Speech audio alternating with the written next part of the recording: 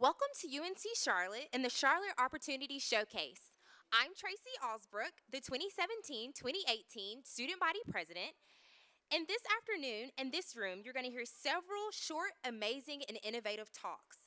The event will be fast-paced with no Q&A after the talks. We will be ending and starting each talk with almost no time in between. Feel free to get up and come out at your leisure to see the interactive exhibits and posters. We're looking forward to an interesting and inspiring afternoon. And here to open up the event for us is Chancellor Phil Dubois.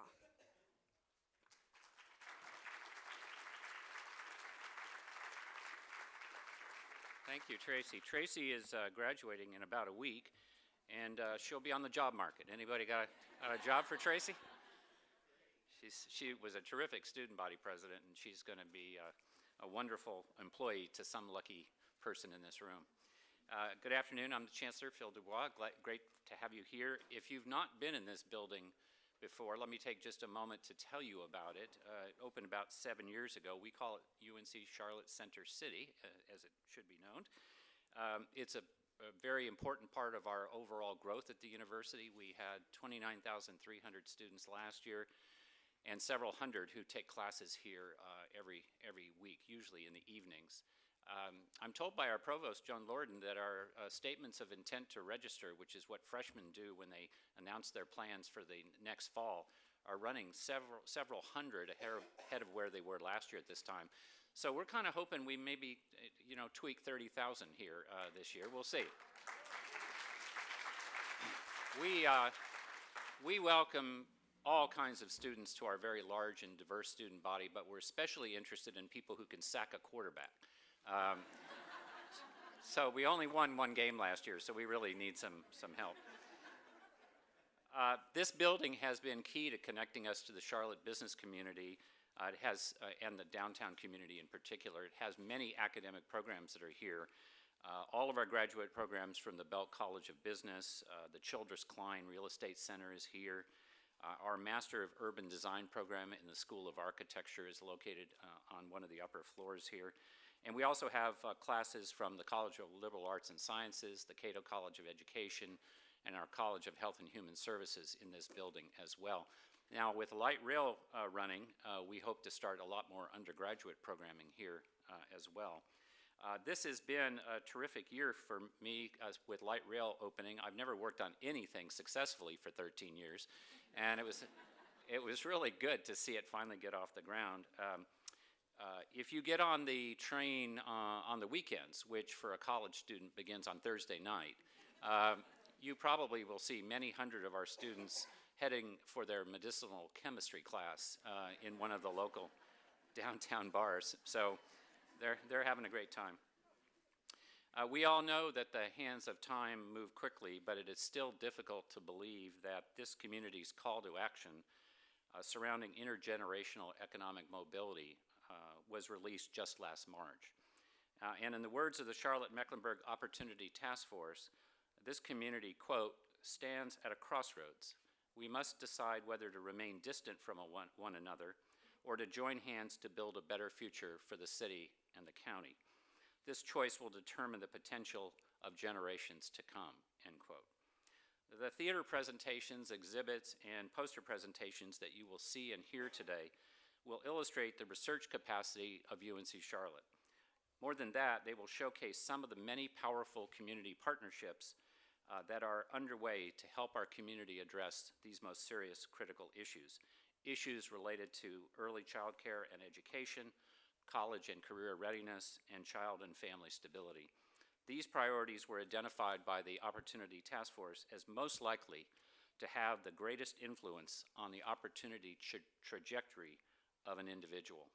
At the same time, the task force pointed out the need for our community to address persistent issues of segregation, and at the same time to work toward increasing the social capital of our least well-off citizens. That social capital includes the information, ideas, resources, support, and opportunities that make success for any one of us possible.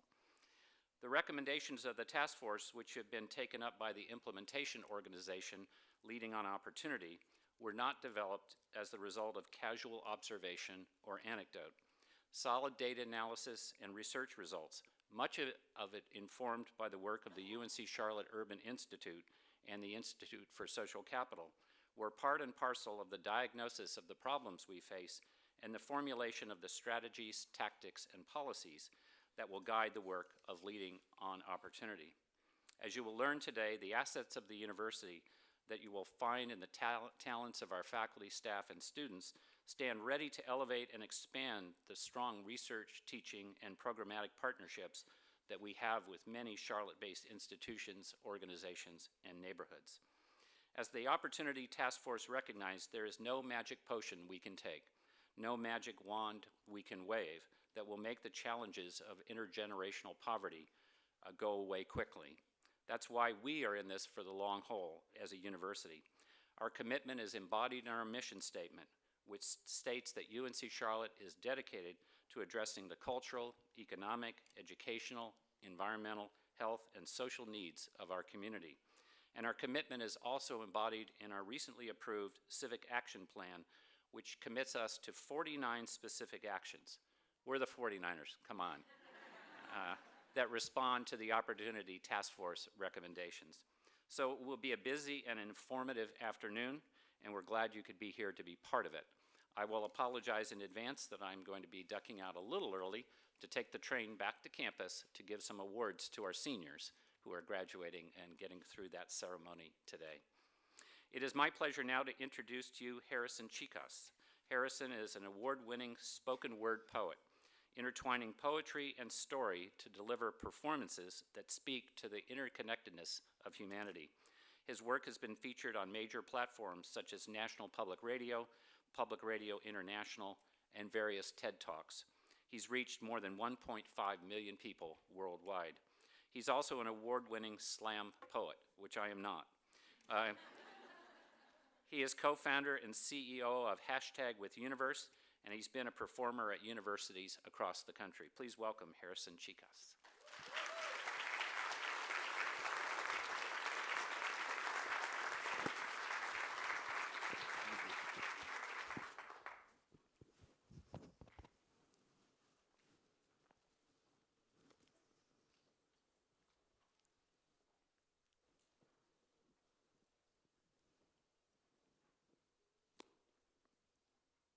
It is 5 a.m. by the time I tiptoe out of my house carrying my gym bag. The sky is still asleep, and so is much of the city. But I have this quote in my room which reads, "We've come a long way, but we still have a long way to go." That serves as my alarm clock. Plus, I really can't sleep knowing what I know, so I get up and go to get my morning workout. In order to get to the gym downtown, I drive all down Albemarle Road. It's one of my favorite things to do in the morning. To pass billboards that read La Raza and Mi Gente, alongside construction vans and pickup trucks carrying everything from jigsaws to lawnmower to salsa music blaring in the morning, signifying today is gonna be a good day. It makes for a nostalgic drive down memory lane for me. But perhaps the best part about my morning drive is when we reach a red light. When us Latinos make eye contact with each other and give one another the nod. It's like a cultural nod, or better yet, an instinctive nod. It's one of those nods that scientists that trace back to the Aztec and Mayan empires that has been genetically passed down from generation to generation, and now it's ingrained in the DNA of the Latino people. Okay, the whole Aztec and Mayan thing, I made up. But it feels like it. It feels like at any second now, we're all gonna bust out of our cars, jump on our hoods and start singing, "Going to work in America, fight for our rights in America, go to college in America, be our own boss in America." But the red light never holds long enough for us to bust out into a musical. So I keep my seatbelt on, and I continue my drive. When I soon realized that most of my colleagues and clients have never been to this side of town. That this is far from La La Land to them. I mean, don't get me wrong. Some of my colleagues and clients are some of the most selfless people that I know, who've invited me to the extravagant events in big homes with open arms. We've pulled all-nighters studying at Carolina or working on different companies, and have had in-depth discussion about influence while being under the influence. And now many of them live in beautiful neighborhoods around the city of Charlotte. Side note about these neighborhoods, by the way. You see, I'm from New York. You know the, hey, you talking to me? New York. So when I first moved down here and drove through one of these neighborhoods where neighbors wave at you for absolutely no reason at all, I'm not gonna lie, it kind of freaked me out. But now, every time I drive through one of these neighborhoods, I feel like Oprah giving out waves like, you get a wave, and you get a wave, and haha, Bobby, you get one of these, my friend, you get one of these. I guess what I'm getting at is that you don't know what you don't know. Or perhaps better said, you don't know what you don't want to know. Because despite living in the same city, there are people living in a completely different world, where jewelry stores are replaced by pawn shops and a vibrant South Park mall becomes a vacant Eastland mall, where escaping isn't as easy as closing the blinds or changing the channels, and buildings booming can mean economic development or gentrification depending on which side of the tracks you are on. I am ready to train by the time I reach the gym. It is 6 a.m., and I know that around this time, my friends driving the construction vans and pickup trucks are probably getting to their sites right now too, somewhere where my colleagues live. I know that they don't need to come to a fitness center with all the weight they already carry on their shoulders, and I know that there is no growth without struggle, whether it's as minimal as pulling an all-nighter or as massive as protesting uptown for your equal rights. So I begin pushing and pulling weights, hoping that my muscles will one day be strong enough to uplift my community, strong enough to bridge two different worlds together, pumping empathy into the heart of Charlotte, trying to show the world that there is a musical out there waiting to premiere, that now, right now, is the time for all of us to get up off our butts and start working out our problems, because it's too many, it's their faults, and not enough I love you, because there are over 150 people in this room, which means there are 150 great ideas waiting to be heard, because all of us, whether you're a homeless man or a real estate agent, a CEO trying to prevent his company from going bankrupt, or a single mother trying to keep her lights on,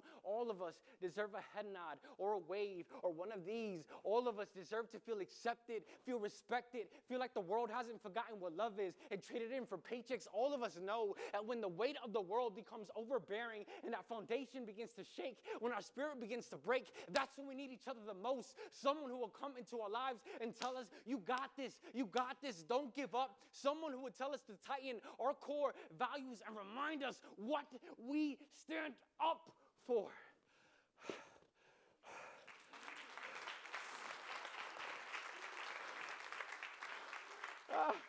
That last set almost got me a cramp. I'm done. Now you can use the machine. I'm done. Woo! Woo! It is 7 a.m. by the time I finish my workout. I shower. I change. And I pray. I wave to the girl in the front desk and I wish her a good day. And I stare at the skyscraper of Charlotte. And I whisper to it, hoping that it's loud enough to wake up the whole city. We've come a long way, but we still have a long way to go. Thank you. Whew.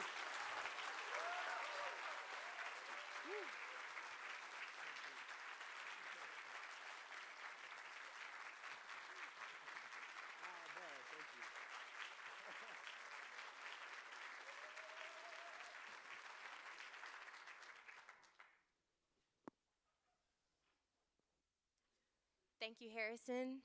He will be joining us 2 more occasions, so prepare to do a lot of standing. Next up, we have Dr. Drew Reynolds. Imagine living without the basic necessities of life, such as food, water, or even a home. Our first presenter explored ways in which the community partnerships to work, our first presenter explored ways that community partnerships work together to reduce homelessness. Please help me welcome Dr. Drew Reynolds from the UNC Charlotte Department of Social Work.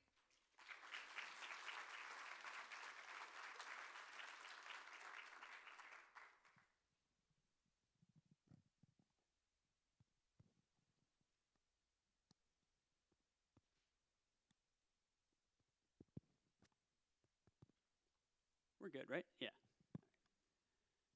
Well, good afternoon, everyone. My name is Drew Reynolds. I'm from the School of Social Work, and I'm here to talk about family homelessness. And I wanted to begin with a number, 4,388. That's the number of children in Charlotte-Mecklenburg schools who are homeless in a given school year. 4,388 children in families, with siblings, with mothers, with fathers, struggling to get by while they're struggling to succeed in school. And we know also that that number is actually probably a little bit higher than we think it is, because homelessness is something, as I'll talk about a little bit later, that's kind of invisible. We don't always see it, particularly with our families and our children who are homeless. So what is family homelessness? Sometimes it doesn't fit with our images of what homelessness is. We kind of think sometimes of an individual, sometimes that individual's older, sometimes male, sometimes a veteran, sometimes with chronic or health issues. But that image doesn't always fit with what our conception of family homelessness is. In fact, in comparison to other homelessness groups, families who are homeless tend to be composed of women and young children. They tend to have fewer mental health or substance use challenges than other groups, and they tend to be involved in the workforce at higher rates and higher education outcomes than other homeless groups. And by and large, this group is not all that much different than other families who are economically disadvantaged that just don't happen to be living in a home. Now, this isn't to pit one homeless group versus another. What I'm just simply trying to do is lay a landscape of the reality of families who are homeless. And that reality is something we have to pay attention to as we think about how to tailor services and programs and policies. And homelessness is really an invisible problem. It's something that we just don't always see. In fact, we really only see the tip of the iceberg. That 4,388, there's a lot more to that number than what we can really see. And the reason why, here's some data here from Charlotte-Mecklenburg schools, actually. They take some data on family or on children who are homeless. And what we know is that only 11.3%, a really small percentage, are actually in more formal systems, what we would call formal systems of care for families who are homeless in shelter. Whereas others tend to be doubled up or in hotels or motels in those places that aren't necessarily seen by people like me, social workers who are working in social service agencies, right? And so we know that it's kind of an invisible problem, which makes it hard to understand and hard to tackle. What we also know is that there's a strong link between homelessness for children and their educational achievement in schools. What we have up here is data, also from Charlotte-Mecklenburg schools, on the educational achievement of children who are experiencing homelessness. At that top dot up there where it says CMS, that's the average number of students who succeed on an EOG test. And underneath that EDS number represents the rate at which students who are economically disadvantaged score on those tests. And then below that MKV, which stands for McKinney-Vento, a term that schools use to identify children who are homeless, are even lower. So we know that that there's a strong link between housing and education outcomes, and that children who are experiencing some type of housing instability are also struggling at school. So what do we do about this problem? Well, a group of people at UNC Charlotte, myself, Dr. Lori Thomas is here as well as Stacey Lowry from that CSS there is Community Support Services with Mecklenburg County, and Courtney Morton and Ashley Clark have gotten together to create a working group on family homelessness. And what we thought we could do is say, well, what can we do? What can we find out about, with information that we already have? All of the different agencies and groups that serve families who are homeless, how can we bring that data together to get a sense of what's going on and inform how we might move forward? And we thought that we could do that from a lens of leading on opportunity. There are two key strategies in the Leading on Opportunity report that are directly linked to family homelessness. The first one's strategy P, which focuses on preventing family homelessness and ensuring that children who experience housing instability also don't experience school instability and move from one school to another as they kind of navigate those challenges. And that second strategy there, strategy T, refers to this idea of re-envisioning a system that addresses the holistic needs of families who are homeless.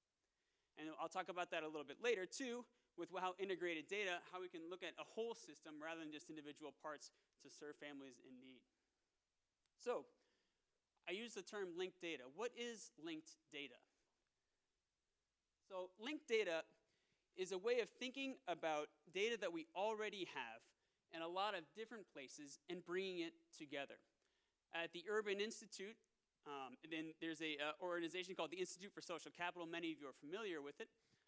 That serves as an integrated data bank for many of the different organizations here in Charlotte.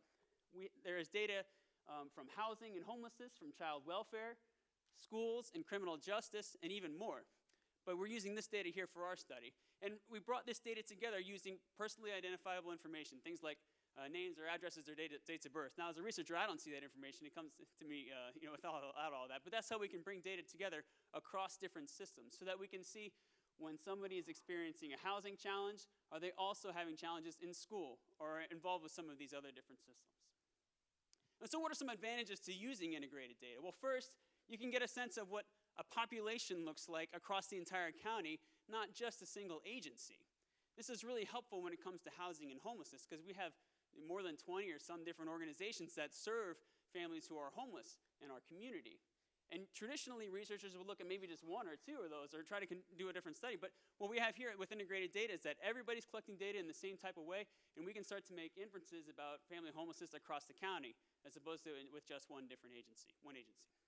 Second, we also have cross-sector data. We can bring together data from different places and different agencies so we can get a sense of more of a holistic view of what families who are experiencing homelessness have going on.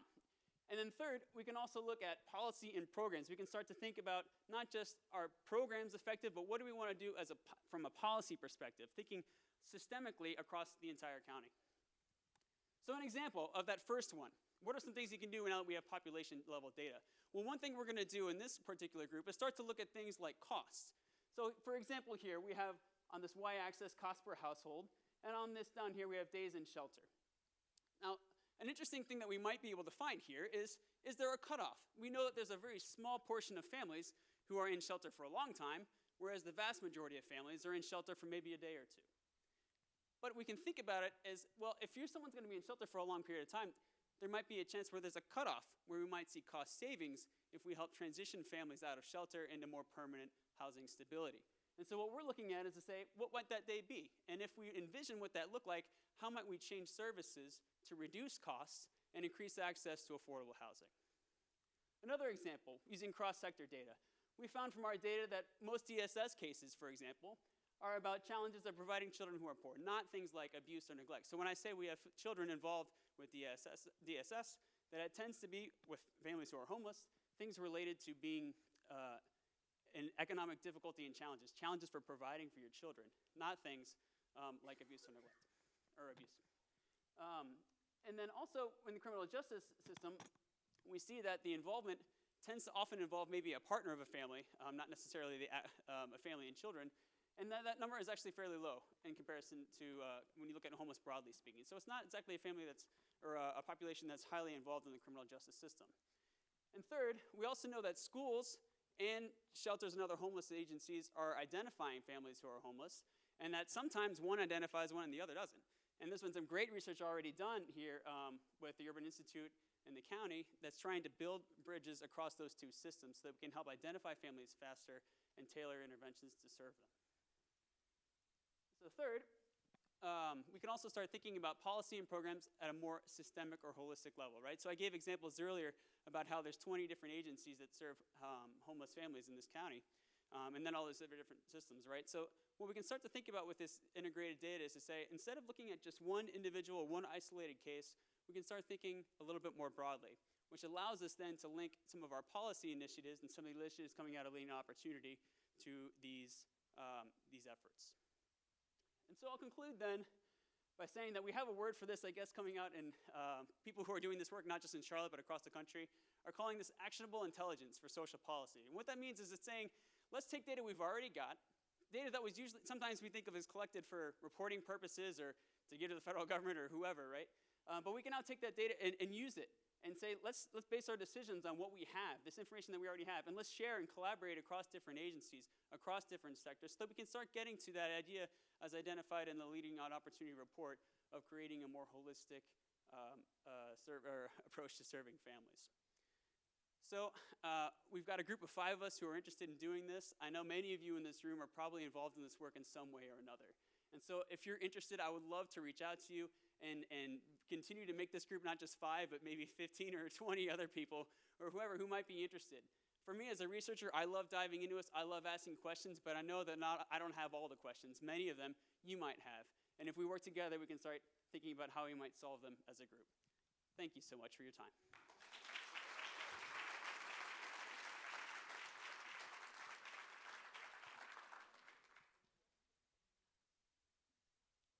Thank you once again, Dr. Reynolds.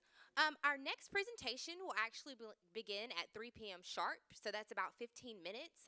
Please feel free to go enjoy some of the exhibits or use the restroom or just hang out in here, but we'll reconvene at 3 o'clock.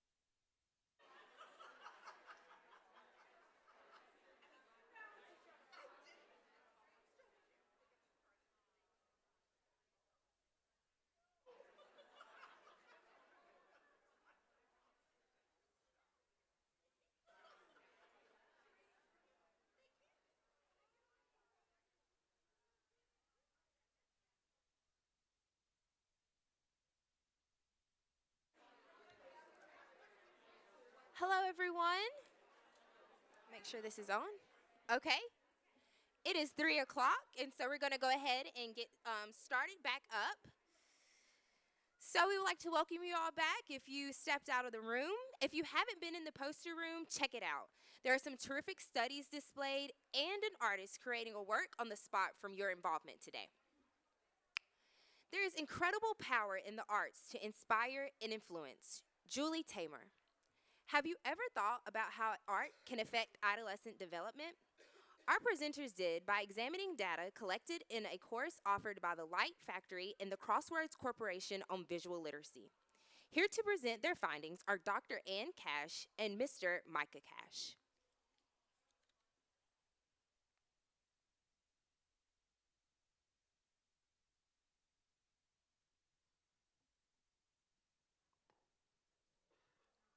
Good afternoon.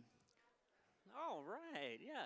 My name is Micah Cash, and I am Director of Community Engagement and Programming at the Light Factory. And I'm Ann Cash. I'm an assistant professor in the Department of Reading and Elementary Education here at UNC Charlotte. And we're here today to talk about a program the Light Factory ran in the Greer Heights neighborhood last summer of 2017, entitled Photographing Our Community. And it was sponsored and funded by United Way, and we partnered with Crossroads Corporation. And one of the things about this course is I really wanted somebody to make sure I was achieving the objectives we set forth in the grant and for the funders. And I needed somebody to go in there and observe the classroom and bring back hard data. And luckily, I was married to just that person. So I stepped in to do a program evaluation of this summer program. Today, we're going to describe to you the relevant recommendation from the Leading on Opportunity report. Micah will describe the Light Factory and its involvement in Greer Heights. We'll talk to you about the program itself and its impact on both students and the community, and we'll close with how you can get involved. I want to start with some context. Here you see a map from the Quality of Life Explorer, which I believe you can actually learn more about outside if you don't know about it already. From the Quality of Life Explorer, this map illustrates participation in Arts and Science Council activities in 2013. As you see in many of the maps in the Quality of Life Explorer, there are discrepancies across various regions within the Charlotte-Mecklenburg area. So the dark blue areas show higher levels of participation in events offered by the Arts and Science Council. The community that we're interested in here is in red, that's Greer Heights, where only 2% of households participated in activities offered by Arts and Science Council in 2013. You might notice that Greer Heights is surrounded by communities that are in darker shades of blue, where participation was as high as 20 to 70%. So this really caught the attention of the Light Factory, who has, as part of their one objectives, is to build social capital, which is one of the cross-cutting factors in the Leading on Opportunity report. Along with that, a recommendation from that report is to connect people and strengthen communities using the arts. So this is what the Light Factory had in mind when they asked a broader question of how can we empower all members of a diverse community to share their voice. The Light Factory's mission is to inspire, empower, and engage our community through photography. And we do that in 3 different ways: through exhibitions, through education, and through community engagement. For exhibitions, we bring in emerging and established artists from across the world here in Charlotte, to Charlotte for exhibitions as well as talks. Our educational program focuses from K through 12 up through adults, where we have a community darkroom. We do classes on premises as well as out in communities. And that leads into our outreach program, where we like to take photography and what photography is and how you can use it outside of our walls and into neighborhoods. And this course in particular, Photographing Our Community, was a wonderful situation because when we saw this call through the Unite Charlotte Fund, we decided we wanted to work with a community. And Crossroads was already a neighborhood partner working to revitalize Greer Heights with the people of that community, and it was a wonderful fit. And so what we were able to do is have this. And luckily, you can see here, this is our Light Factory place. We were founded in 1973, just a little bit about us. And we've been throughout Charlotte since then in multiple locations, but currently we are located in the Plaza Midwood, and we have a location there for the past 5 years. And what Crossroads allowed us to do as a community partner is take our program and bring it to that neighborhood in the Greer Heights Community Center. And they were able to slot that into their normal summer roster of programs. Photograph in our community consisted of 5 two-hour sessions, and our 2 instructors, Bree Stallings, who's here, she's a phenomenal educator and a wonderful artist, and John Strayhorn were able to lead very tough and honest discussions on communication, adversity, identity, and use those discussions as a springboard for these students to then make art with cameras. And one of the important things about this is, due to the funding of United Way, every student was able to have a camera. They didn't have to share, and those cameras were used as a tool so that they can then go in and have expression, stand up for who they are, tell their own stories. And not only was that camera a tool, but it was also the crux of this program, because if you were a student and you participated in this and you came to 4 out of 5 sessions, you got to keep the camera. Because at the Light Factory, we believe that if you come in and we teach you visual literacy and how to stand up for yourself through art, the last thing we need to do is take that tool away. So now I want to tell you a bit about the impact. For an evaluation, I did some observations, some interviews, and collected some student survey data. Here in this map, there we go, we can see these are the schools where the students reported attending in the previous school year. Some of the participants in the summer program were from within Greer Heights, and others were from outside of Greer Heights. This was pretty important. You might also notice that there are middle schools and high schools represented here. The students who participated varied in age from 11 all the way up to 19. So this diverse range of communities and ages really allowed for a rich discussion during the course sessions. Here, the students are with their cameras. Those cameras were a powerful incentive. In fact, attendance for this program was much higher than anticipated, with 24 students attending at least 4 of the 5 sessions. This rate of attendance really surprised Gloria Green, who is the director of the Greer Heights Community Center. She shared with us that summer programming in the previous years, they'd really struggled to engage this particular age group. And she loved seeing how these students were all in and believed it was the power of the cameras that brought them in. And once the students came in the door, the cameras helped them to engage with the course content, such that by the end of the course, all students agreed or strongly agreed that they were better able to share their own stories and listen to the stories of their peers using photography.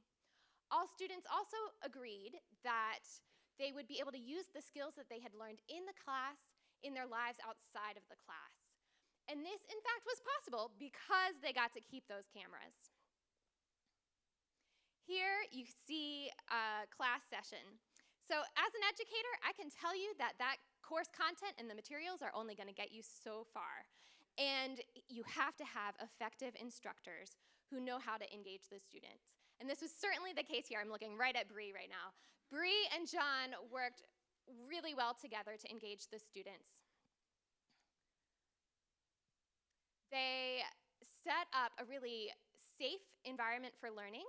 They facilitated learning by asking challenging questions, giving specific feedback, and creating a safe space for difficult discussions. And you could see that students' contributions were really valued and celebrated within this space, and that the students were comfortable taking risks. So they were comfortable taking risks in their photography, but also in their conversations.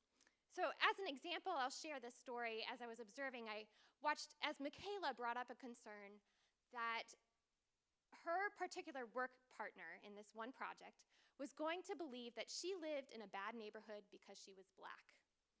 And Bree and John were able to take this comment and spin it into a whole group discussion about the assumptions that people make and the feelings that we can all have about those assumptions. And this was amazingly done very sensitively for a group of students that varied so widely in age. I mean, picture an 11-year-old to a 19-year-old in the room. And this was possible in just a few sessions. this was 5 sessions total in this class, and this was only the 3rd where Michaela was bringing this up. So this was in part because you had such effective instructors in place. So in total, this summer program really had an impact on students who were able to share their stories, but also on the community. There was a closing exhibition where community members and families of the participating students were able to come and share in the final projects and see the depth of discussion on display. And this was a real opportunity because it brought new faces to Greer Heights. These new faces got to see all that Greer Heights has to offer, and here was Greer Heights being offered as an equivalent, not lesser than, community for the students who lived there and for their families. So altogether, the Light Factory, by providing this program within the Greer Heights neighborhood, really built social capital within this neighborhood and strengthened communities through art. Now, the Light Factory has ample facilities to have courses and programming like this in our location in Plaza Midwood, but that's not the point. The point is to get it out into neighborhoods and get it beyond our walls. And so one of the beautiful things that we would like to see is to have programming like this in every one of those blocks that were beige on that map that you saw, not the blocks that were blue, but everywhere else around the city in neighborhoods of need and neighborhoods that desire this type of programming. And you can see some loose numbers just based on the 25 students we had in Greer Heights on how much this program cost. But one of the great things about the Light Factory and one of the things we're able to do with our curriculum and with our stable of fantastic instructors is we can tailor programming for you. It can be 1 hour, it can be 2 hours, it can be 1 week, it can be 5 weeks. Do you not want to give out full cameras the way we did in Greer Heights, but you want to make sure everybody's using their cell phones? We can have that conversation. And that's what's really great about this and promising about the work we're doing here at the Light Factory. So please, come talk to me about how the Light Factory can adapt a program for you. Some of the things we do need, though, is that we need community partners. We need somebody to allow us to have these locations, these classes in a location that you might already be embedded in. We also need people to fund that, because if we want to offer these programs to people for free, that definitely needs to be part of the conversation. So please find me today. Thank you so much.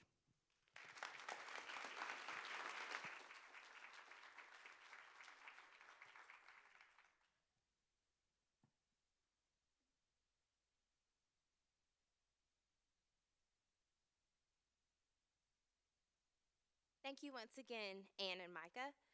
Now we're going to have a performance.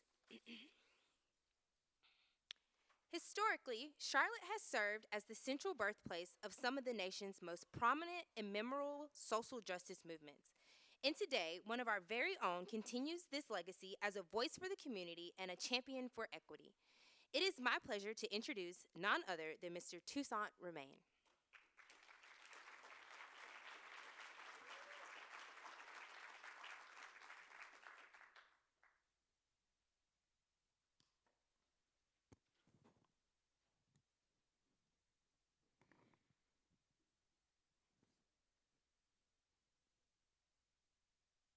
It's always great to be home. But there's a home in particular, Danielle, that I saw back in 1872. It's a story of the Great Fire of 1872. It's a fire that crept across the land like army ants that marched, and as they marched, they burnt the land. It was a story of 1872 when these ants, or this fire, went and burned down an entire city. Buildings were ravaged, animals died, people were hurt and killed. There was nothing left in this place but scorched earth. This fire destroyed everything. And the people had to rebuild. So they decided and talked about how to rebuild. And they had to rebuild, but they couldn't rebuild because the way the earth had been burned. And so they talked amongst themselves. And they said, well, look, how about we go up north? And they said, no, we can't go north. People live there. Well, how about west? We can't go west. People live there too. How about south? He said, no, those people down there are crazy. We're not going south. So there's only one direction left, and no one was willing to say it, but this one crazy man stood up in the midst of this room and said, how about we go east? And everyone turned and looked at him and converged on him as if this was a Norman Rockwell painting as he stood there. Let's go east. No, we can't go east, man. There's nothing but water over there. Can't go east. But he said, no, we can if we move mountains. Let's move mountains. It's a crazy idea. But they decided to go with it. And they laid train tracks on this eastern coast, and it set all the way and was sailed all the way up to these mountain ranges, this Needham Height mountain range. And what they did is they had train tracks, a train that would go up. They would load the train with dirt. The dirt would go all the way back down to the ocean, and they would dump the sand or the dirt into the ocean. I'm not sure if you've ever thrown dirt in the water before, but it disappears, right? But they kept doing this over and over. They weren't thinking about the dirt that was disappearing. They were considering the fact that they were moving a mountain. And they moved the mountain so much so, and they moved it so much so, there was a peak in the water. The dirt was beginning to show. They got excited, and they finished their job, and they did this trip. And at the end, they moved nearly 600 acres of dirt.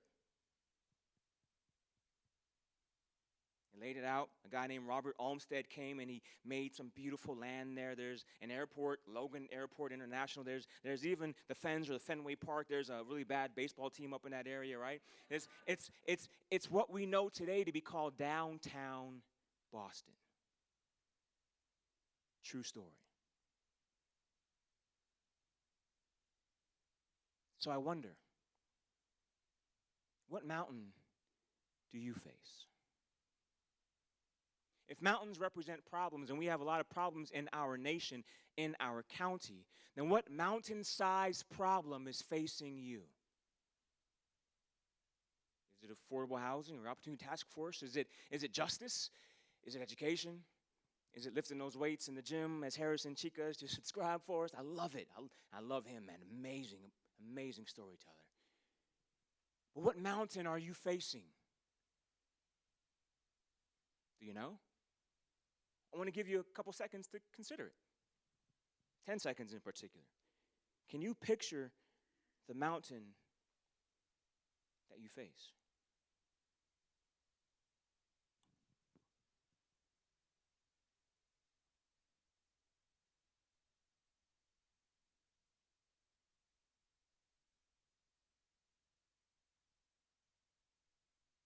If you're anything like me, the answer is no. You can't picture the mountain. You just know that it's really big and that it's out there. And I remember as a little boy, I used to go to my grandmother and I used to cry, Nana, Nana, Nana. Elizabeth, you heard this before, right? Nana, Nana, I can't do it. And Nana would say, baby? Nana, no, Nana, no, Nana. That's the baby. She's getting ready to do something, right? No, Nana, no, I can't do it. This math problem, Nana, it's too big. It's too heavy for me. Nana, I can't. And she would say, baby? How do you move a mountain? Oh, Nana, no. I can't, Nana, not right now. Just tell me how to do it. And my Nana would say, baby, how do you move a mountain? Nana, I don't know. I don't know how to move a mountain. And she would simply say to me, she would say, you move a mountain. Pebble.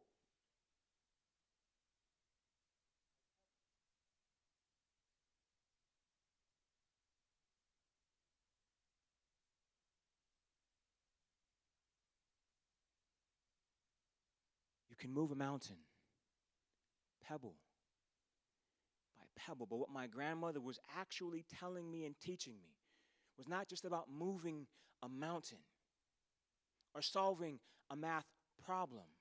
She was telling me, don't look for the answer.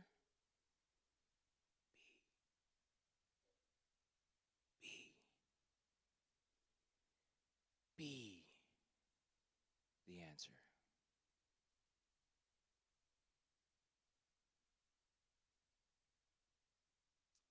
Are you the answer to the mountain you face? Are you the mountain? Are you the solution to solving the problem that's in your heart? Jay-Z once said, this is the life I chose, or rather the life that chose me. I wonder, did you choose your mountain or did your mountain choose you? Were you born in poverty and you're now doing things to help other people, or were you born in privilege and you want to help others? Were you at a school that had a good educational program and you're trying to take that and transfer it to somewhere else? Or did you go to a really poor school and you're trying to make it better? Did you choose your mountain or did your mountain choose you? I don't know what the answer to that question is, but what I can tell you, my friends, is that you're the answer to that mountain. But the problem and the challenge we have, especially for us in this room, is that we show up to conferences like this to get the answer. Especially we, the educated working professionals, have a really difficult time when we come to these conferences because we come to get the answer so that we can go out and do it. And guess what? We come to these often and we never get the answer. And how do we leave? Frustrated. We say, we ain't never going back to that again, right? We're right back at the very next one. We are showing up for these conferences as if it is the answer. And in particular, no insult intended here. But many of us are here under the premise of answering the question. That question is, what's really working to improve economic opportunities for children, Charlotte's children and youth? That's the question. Ergo, if there's a question and you showing up expecting an answer, and you're going to leave without the answer because you don't realize that the answer is you. You're the answer. But let me explain this because I'm going to take a personal one. It's not so much a performance for me. It's more of a presentation because I want to help you understand why we struggle as educated working professionals. And it's this very idea of where we've been conditioned. From elementary school to middle school to high school to college, we've been conditioned. We're showing up at conferences expecting those folks to tell us the answer because we've always been told what to do since elementary school. My baby girl woke up this morning with her two brothers, my two sons. My three kids woke up this morning and their clothes were laid out for them. They were told what to wear. Then they got to the table for breakfast. They were told what to eat. Then told to get in the car. Then told to be quiet because daddy's driving. No, let me reach that leg. Then they were told to get out, and they were told to go inside, told to sit down, told to open their books, told to write, told to go to recess, then to go, then told to get picked up. They'll get told, and they'll get told, and they'll be told for elementary school, middle school, high school, and college. Then they'll get a job. And after they get their job, guess who's not there? Anyone to tell them what to do.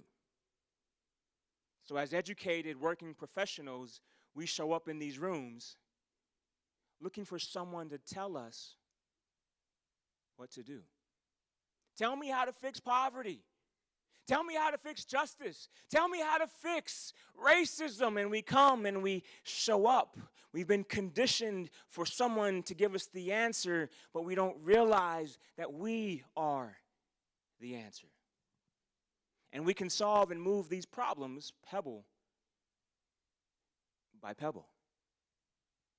Listen, I'll say it this way. We have to think big, but move small. We got to move mountains. We got to think mountains, but we got to move pebbles. You're the answer. You're the answer. But let me go back to my grandmother. My grandmother was an amazing woman, and I'm sure you may have had good grandmamas too, right? You scratch your knee, and grandmama comes up and says, baby. She walks over to that medicine cabinet, opens it up, and it creaks, and you know she's in it, and it opens that little tin can and pulls out a Band-Aid and gives you a sucker, puts the Band-Aid on. You don't even feel her touch the Band-Aid, right? Don't touch it. Oh, funny. And it's all done. Or maybe, like me, you had that girl that broke your heart back in middle school, and you were crying, and grandma said, what's the matter, baby? She broke my heart. And grandmama said, baby, grandmama understands. Come give me some sugar. Or maybe your grandmama was Big Mama who helped keep the family together through all her prayers. But imagine with me. Imagine if grandmamas had a conference. Imagine a conference for old ladies who show up and sit down in a room and say, baby, you better give me the answer.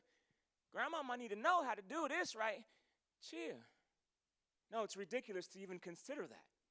Because grandmamas don't need an answer. They are the answer.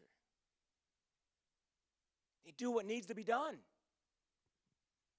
Pebble by pebble.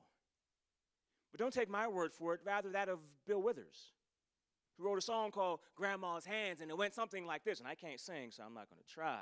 I wanted to, but it's not a good idea. But Grandma's Hands was this very concept of Grandma's hands used to clap in church on Sunday morning. If y'all know it, come on. Grandma's hands played that tambourine so well. Grandma's hands used to issue out a warning. She'd say, baby, don't you run so fast. Might fall on a piece of glass. Might be snakes over in that grass. It's with Grandma's hands. If I could skip a verse, Grandma's hands used to hand me a piece of candy. Grandma's hands picked me up every time I fell. Grandma's hands, boy, they really came in handy. She'd say, Daddy, don't you whip that boy. What you want to spank him for? He didn't drop no apple core, but I don't have Grandma anymore. If I get to heaven, I'll look for Grandma's hands. But until then, I want to ask you the question. What would you do with Grandma's hands? Would you show little brown and black kids from Greer Heights how to take pictures to photograph their community? Would you tell UNCC students who are on the education department how they can work in our urban backyard and become the answer that we need because CMS and UNCC have combined in some effort? How and what would you do with Grandma's hands? Would you dance? Would you dance? Would you show and express culture with Grandma's hands and Grandma's feet and dance, dance, dance, dance, dance all night? Go ahead, Grandma. Get it, Grandma. Grandma, get it, man. Go ahead, Grandma. Somebody get a chair. Grandma, get back up, Grandma. She needs some milk. What would you do with Grandma's hands? What are you doing with Grandma's hands? If I could articulate a particular idea, and if it would be Grandma sitting next to me at a pond, or me sitting next to Grandma at the pond as we look and dock and things are sailing away, and if Grandma threw a little pebble into the water, and that water had ripples, and that ripples were big, and then someone were to nudge me and say, hey, did you see that? Yeah, I did. If Grandma threw 1,000,000 pebbles, there would be 1,000,000 ripples and 1,000,000 nudges, and someone would say, do you see that? Yeah. It's a mountain. The more pebbles we move, the more ripples it will cause, the more mountains we will move. But let me not be too abstract. As the examples of what we've been doing here today, if I can maybe ask for some crowd participation, I'm not really going to ask. I'm just going to walk up to you and be like, hey, man, what do you do? What do you do? I work at UNC Charlotte, Urban Institute. That's where you work. What do you do? Community volunteer. So you get paid to be a community volunteer? Urban Institute? Both. Well, with your work at the Urban Institute, and I worked there when I was a student at UNCC, so I know what y'all do. What do you do? I'm the director. And All right, I'm going to leave him alone. Look up my application. How about you? I run a nonprofit. What's your nonprofit? It's called Aparo. And what does Aparo do? We work with other nonprofits to help them build their capacity to serve more effectively. So, sir, Mr. Director, if I could ask you, what was your mountain if you could picture it?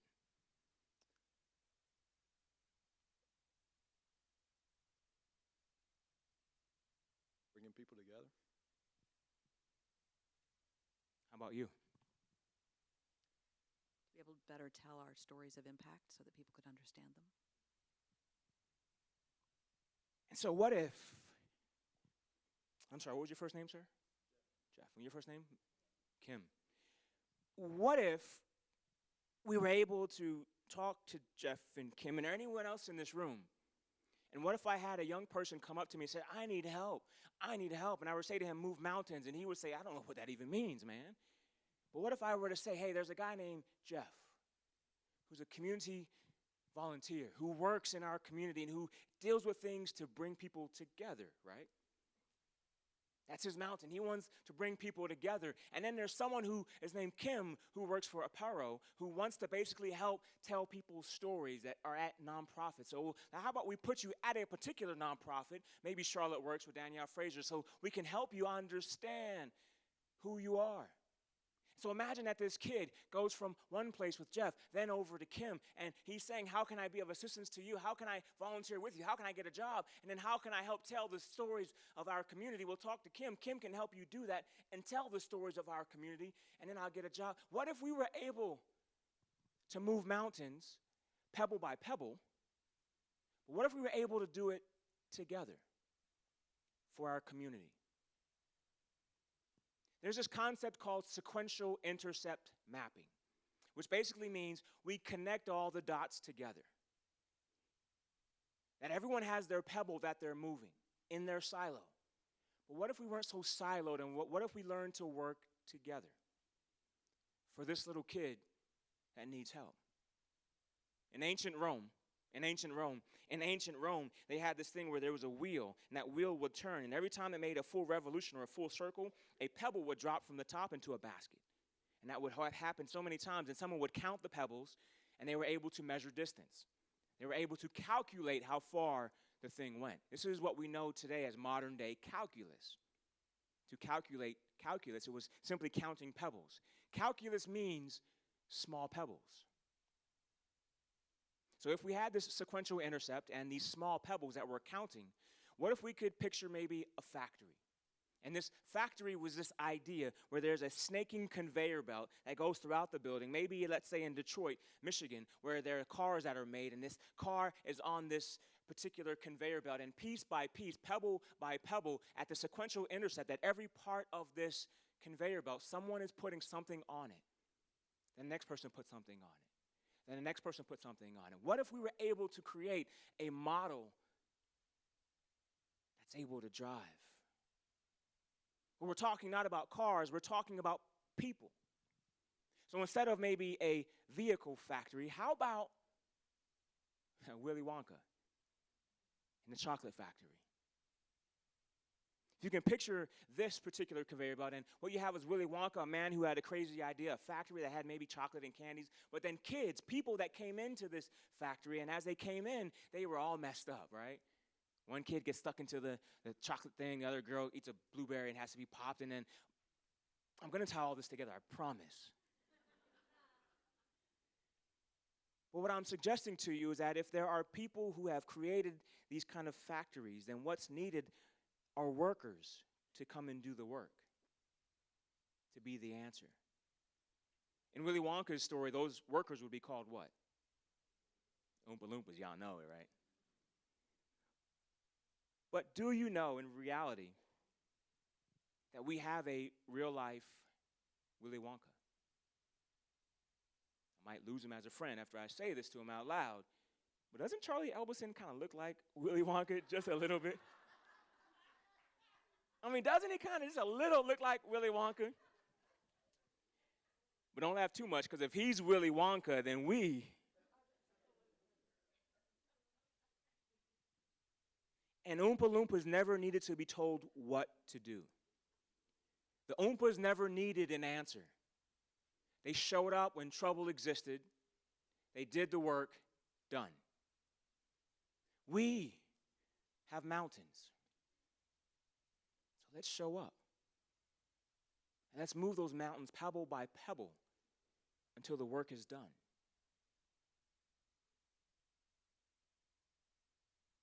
The question of this conference, if I could change it, wouldn't be what's really working, but rather who's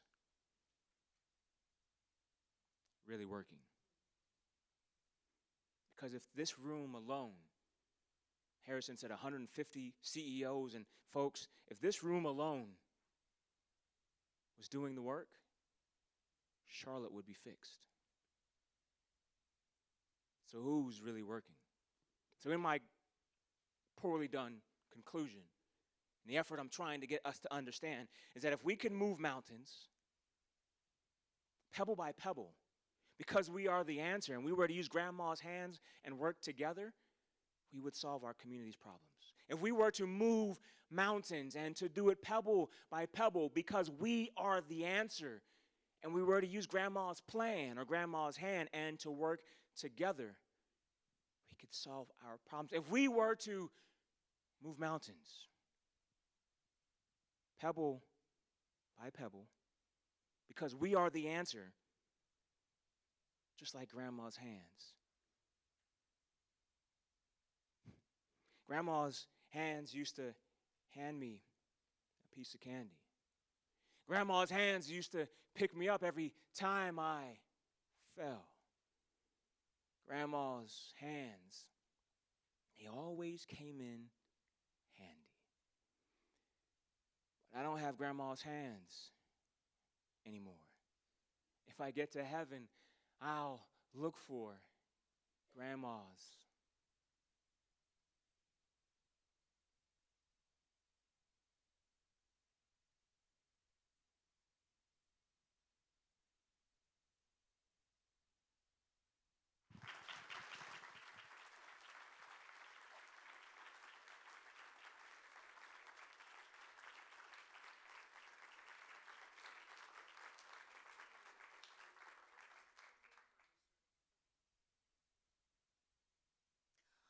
All right, everyone. We're going to take a 10-minute break at 3:45. We'll start back again, so please feel free to go explore outside the room, use the restroom, or just stay here.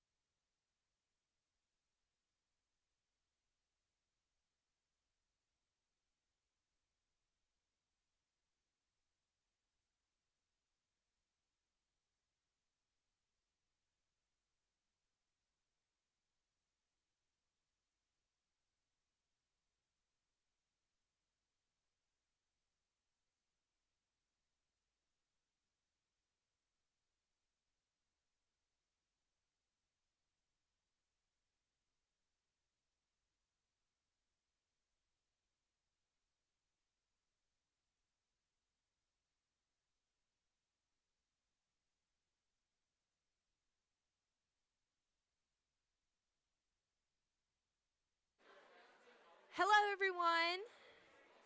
We're going to go ahead and get started once again.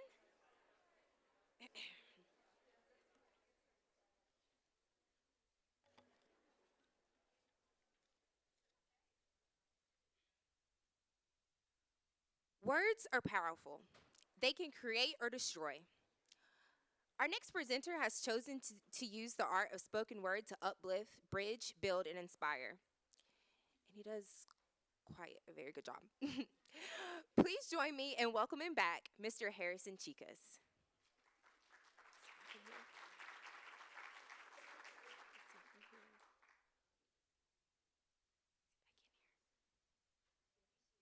If he's here, yeah. If not, we'll go to the next. Okay. He's building anticipation, so you guys hold on to your seats. It's okay. Oh, yeah. Ta-da! Okay.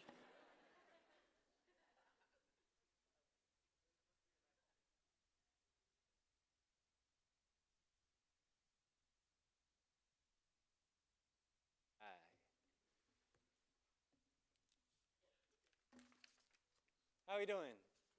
Good? If you don't mind, I want to read a story for you guys. Yeah?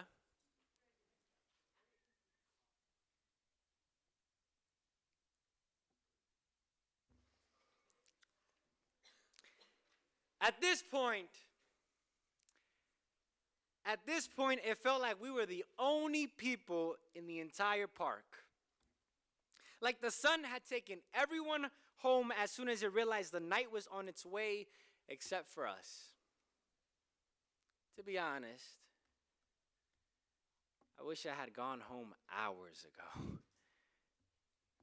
But instead, here I was, holding a trash bag open as my mother filled it up with aluminum cans, glass bottles that she got from dumpster diving all through the local park. You see, in the state of New York, you can recycle these aluminum soda cans and glass beer bottles in exchange for 5 cents each. 5 cents. That's it. You would need 20 of these cans just to make $1. I always wondered if enduring this cold weather or smelling like leftover beer or the public humiliation of digging through trash in the public park for these cans, I always wondered if any of that was worth the 5 cents, the $1, or any amount we got from trading in these cans. I wondered if this was it for us. And I equally wondered about alternatives. Like seeing my mother having no hesitation going in and out of garbage, I wondered how feasible and how fair it would be to sign up my mother to Fear Factor. She'd surely beat all the contestants super easily and would surely take home the 50 grand prize hands down. What were the chances of winning a new car on the late night Latino game show Sábado Gigante? I could see it now. My father about to spin the wheel of fortune, looking at us in the stands for confirmation while the host, Don Francisco, yells out to the audience, ¿Qué dice el público? To add suspense as the wheel turns. Ganaron el carro! But much of the time, I spent wondering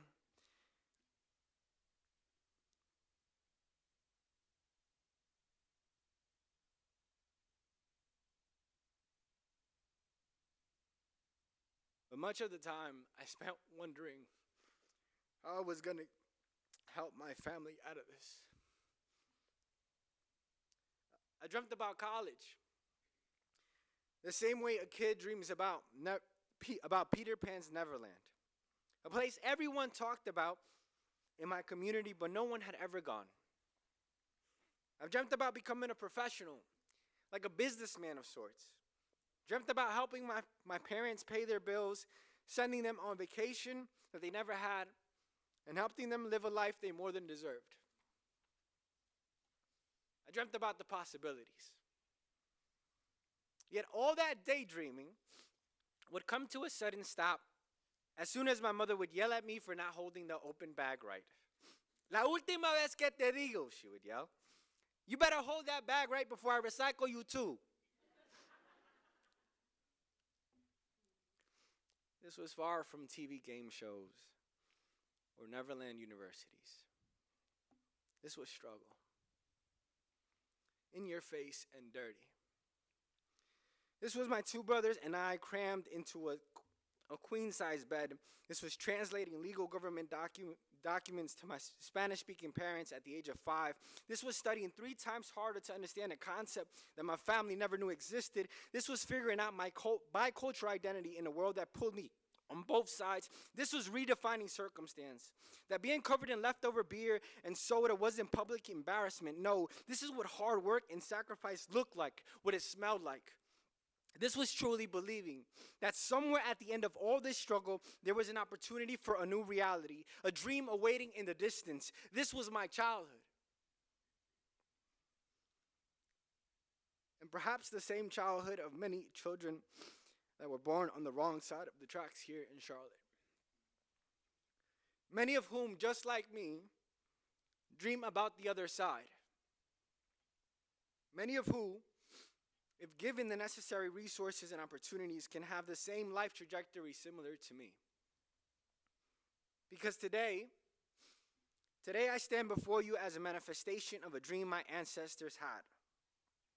Today, I'm an alumnus from the University of North Carolina at Chapel Hill, class of 2013.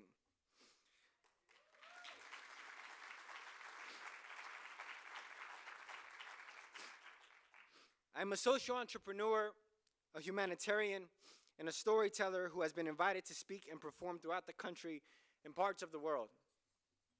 Today, I am not only able to help my family financially, but 4 months ago, I was fortunate enough to have the resources and support to donate a kidney to my beautiful mother to prolong her life.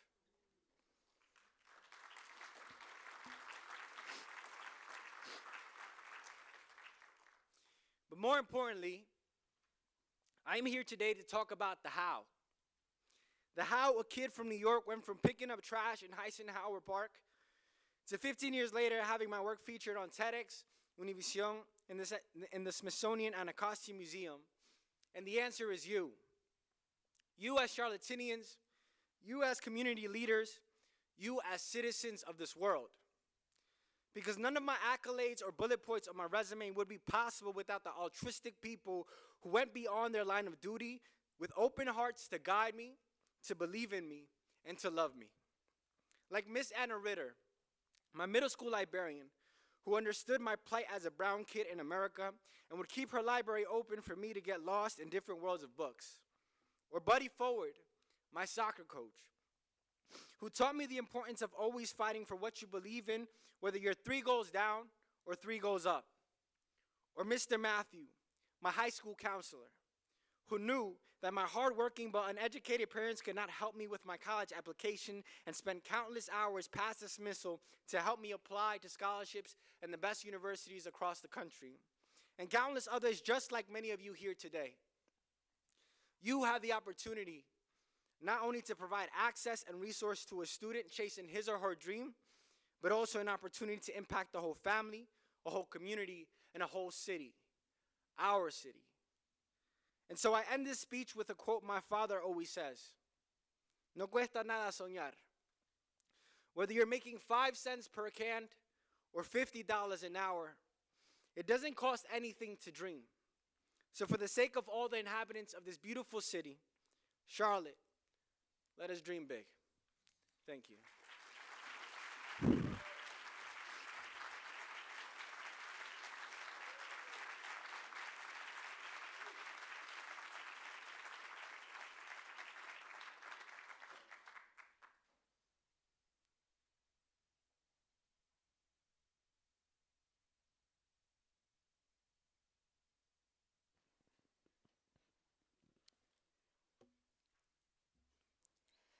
How can we advance social mobility?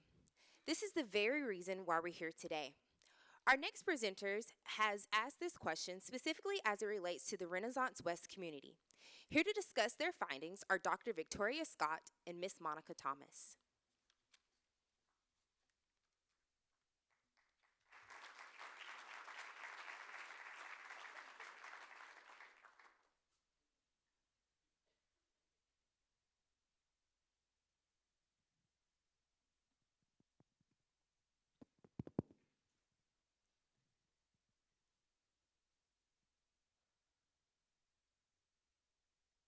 Ubuntu.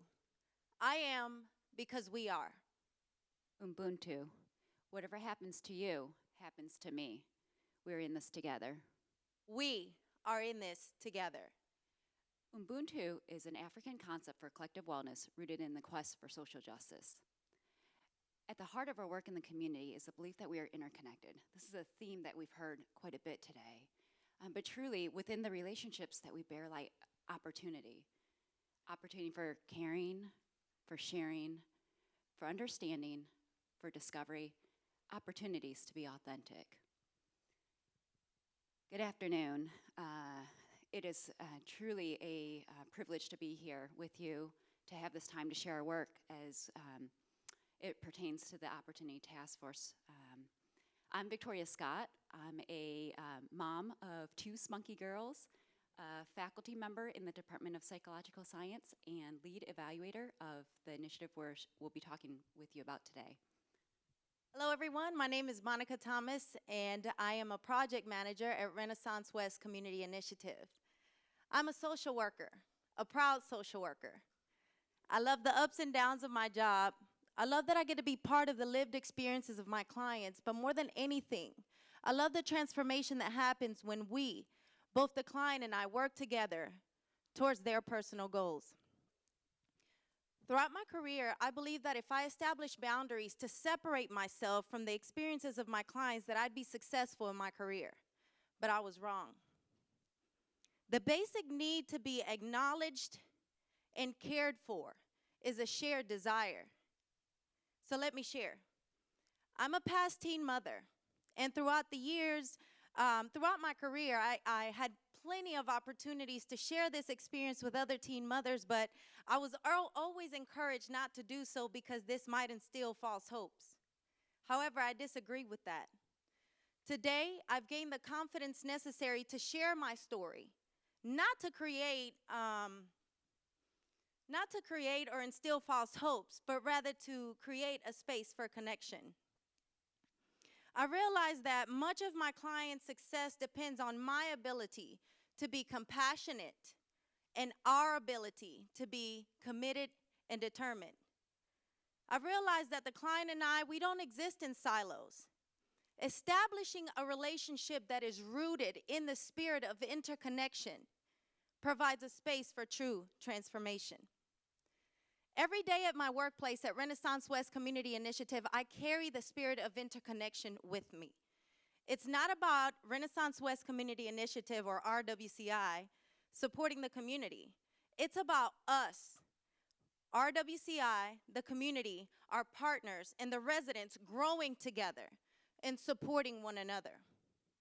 In 2012, Renaissance West Community Initiative was established to revitalize the Boulevard Homes public housing site into what is now known as the Renaissance. The Renaissance includes a child development center, an elementary school, and 334 residential units. It is a purpose-built community. Established in what used to be one of Charlotte's most distressed neighborhoods. Consistent with the recommendations of the Opportunity Task Force report, a cross-sector collaboration was formed to develop system-level strategies for improving the health and well-being of the Renaissance community. This led to the Building Uplifted Families Initiative, an effort led by RWCI, managed by my extraordinary colleague, Monica, and jointly funded by the Build Health Challenge and 2 healthcare systems, Novant Health and Auditorium Health, with data and evaluation support provided by UNC Charlotte. The Building Uplifted Families Initiative is a community transformation effort that seeks to advance equity. RWCI staff walk alongside families who've historically had disproportionate access to resources and opportunities to make possible the achievement of personal goals and dreams. In this effort, we're taking bigger risks and transforming the way that we go about our work. So 2 healthcare systems, which have traditionally been competitors in the local market, Auditorium Health and Novant Health, are now working hand in hand to improve community health. Additionally, we're working across sectors to address the social determinants of health with collaborations involving the Public Health Department, UNC Charlotte, and an array of other nonprofit organizations and businesses. We have redesigned access to health by connecting our residents to life navigators whose sole purpose is to walk alongside our residents to champion their personal success. Life navigators act as accountability partners. They fill in the gaps where need be, and they provide a holistic approach to service delivery. The Building Uplifted Families initiative is guided by the Build Health Challenge principles, which seeks to utilize bold, upstream, integrated, local data-driven strategies to drive forward at impactful and sustainable outcomes. This initiative is challenging us to find solutions and to re-engineer structures and processes associated with the social determinants of health. We're focusing on upstream factors, but more than anything, our residents have a leading voice in finding solutions associated with individual and community issues. Recently, I had a phone call with a colleague, and like every phone call, it began with, "Hi, how are you?" On that particular afternoon, I had a difficult afternoon, and while I was well, I wasn't great. So I responded, "I'm doing all right. How are you?" My colleague responded, "I'm doing well. How come just all right for you?" I took a moment to share that I had just left the courthouse. I was there for a dear faculty friend who was murdered late last year. I didn't delve into the details, and the rest of the call was focused on work. At the end of the call, however, I found that I felt uplifted and re-energized, to my surprise. And from this simple experience, I was reminded of the opportunity that exists within our relationships, that opportunity for sharing, for caring, for understanding, for discovery, for authenticity. That afternoon, my colleague seized that opportunity to express concern. And it didn't take a lot of time, but simply knowing that he cared and that he noticed that I was slightly less well than normal helped me recenter. So, echoing the words of the Opportunity Task Force Committee, we need to create a culture of caring that expands opportunities between individuals and across communities. In doing so, all have access to the education, experiences, resources, and supports necessary to succeed. And so in that spirit, we ask you to join us on this journey forward. And because we love things that come in threes, here are 3 ways that you can join us. Number 1, take care of yourself. In order for the community to be well, you must be well. Nourish your body, your mind, and your spirit, and advocate for yourself. 2, stay connected and be authentic. Whether you're in uniform, business wear, athleisure clothing, remember beneath it all, we all share that same basic set of needs, a need for love, for respect, for care. Within our relationships, therein lies so much opportunity, untapped potential for greatness. And number 3, and my favorite, come by the Renaissance and get to know us. Come grow with us. Become a volunteer, or you could become a donor. You can make a tax-deductible donation to help us uplift our families here in Charlotte. Ubuntu. We are in this together. Thank you so much.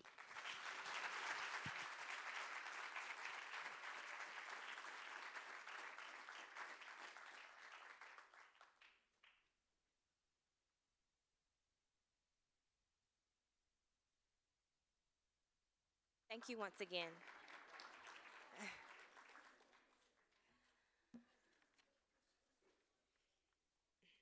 Up next, we have a university champion of community engagement, Provost Joan Lorden.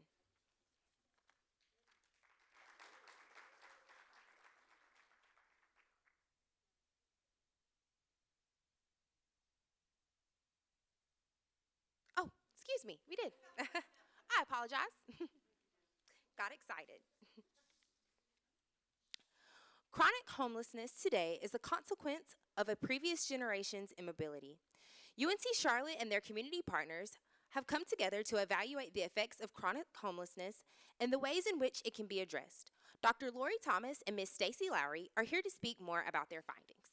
Please join me in welcoming them.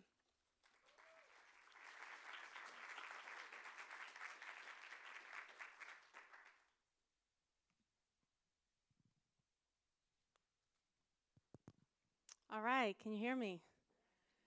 Hi, my name is Lori Thomas. I'm Associate Professor of Social Work here at UNC Charlotte. And I also lead the Housing First Charlotte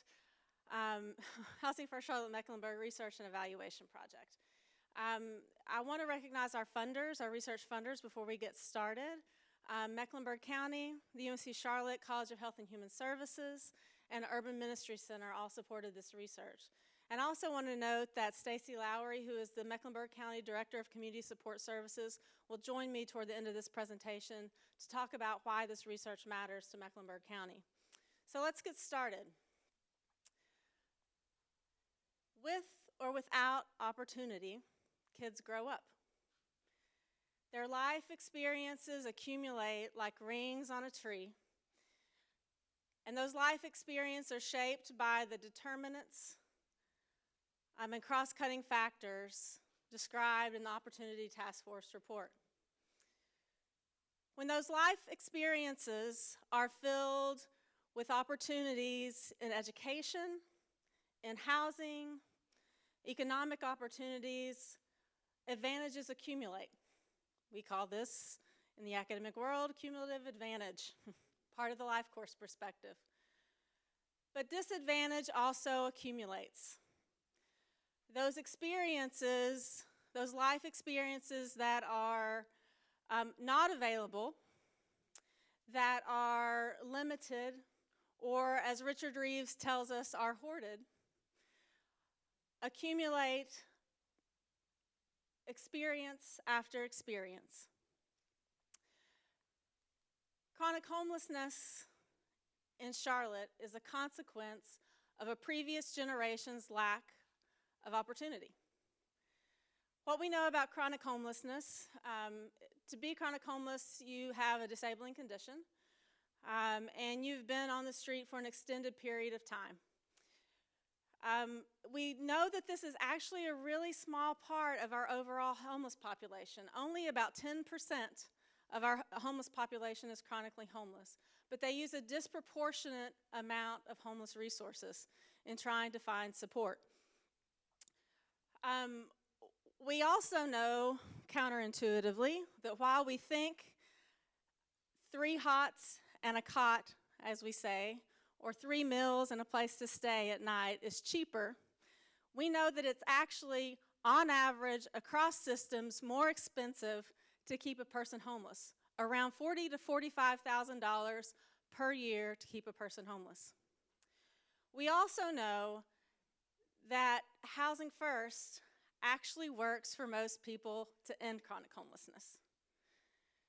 So Housing First appeared for us about 20 years ago, was developed about 20 years ago, and Housing First challenged this continuum of services that assumed that a person needed to succeed in emergency shelter, in transitional housing, before they were ready to be permanently housed. What would happen in actuality is people would get stuck, mainly because eligibility criteria kept people out of the very services they needed to move through that continuum. And so Housing First turned that continuum around, and it said, everyone's born housing ready. And it created housing as a foundation for growth and success versus a reward. And here's what happens. It worked. And this is one of the most rigorous studies to date of Housing First. This is actually in New York. And you see that folks who were able to be housed through Housing First versus the typical way we house folks, the success rate for folks staying in housing was over double. And here's the thing too. It was also a more cost-effective way to address the issue.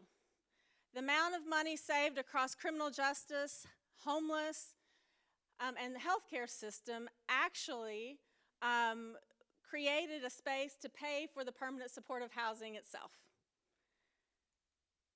Housing First Charlotte Mecklenburg is our community's effort to take Housing First to scale to end chronic homelessness in Charlotte. It's sponsored by Center City Partners, managed by Urban Ministry Center, and utilizes over 35 community partners. To date, they've housed 637 folks, mainly in permanent supportive housing. 330 folks are still needed to house. We were invited at UNC Charlotte to evaluate this effort, and these are the three components of how we're doing that evaluation. And while our evaluation isn't done until June of 2019, next year, I want to give you a window into what we're finding and learning so far about this community, about a portion of this community that has experienced cumulative disadvantage. First of all, we know, reflective of our outcome report, of our Opportunities Task Force report, that the proportion of folks who identify as African American and Black is disproportionately represented in chronic homelessness. We also know that they are 74% male. So we also know that they are, on average, older than we would often expect. And we know that folks age faster on the street, typically 15 to 20 years faster if you look at the mental health and health markers of aging. We also know that despite the anecdotal evidence that if you are hungry, if you are homeless in Charlotte, you do not have to go hungry because of soup kitchens, sandwich lines, and other food and nutrition programs, that 84% of these folks are food insecure. We know that they have poor self-assessment of their own health and mental health as compared to the overall population. Perception of your health is important because it's related to functional decline later, mortality, and even the way you use health services. We also know that their PTSD scores are 37% higher than the general population, and this is related to a number of things that you see here, the types of traumas that they have experienced over their lifetime. And you'll see here 67% physically assaulted, and you can read the various different types. But it's not just the types, it's also the number of types that folks have experienced. So almost 65% of this population has experienced 4 or more types of these traumatic life events. Nearly a third has experienced 7 or more types of these life events. And we also wanted to ask people what they said were their barriers to getting into housing. I'm just going to let you read these. I'll give you a second to do that. And finally, we wanted to ask them what their strengths and resources that they had that would help them move out of homelessness and into a place of their own. And they've taught us much, and you can see some of the strengths that they list here. And so here just gives you a quick glimpse of a picture of cumulative disadvantage in our community, a picture of what it looks like when we don't address opportunity. Just to tell you where we're headed, the research ends in December. We've been following attempting to follow 339 people for up to 2 years. We will, in addition to asking them questions, some of what I've told you just now, we'll also be linking their data across multiple health and human service systems to see how folks use services both before and after being housed. And we'll have a group that's housed and a group that's not housed and be able to compare them. And then finally, we've talked to 115 unduplicated stakeholders who've been a part of implementing this effort to end chronic homelessness, because we want multiple perspectives on what's working in this effort. And as we do efforts like this in the future in Charlotte, what we can do to improve them.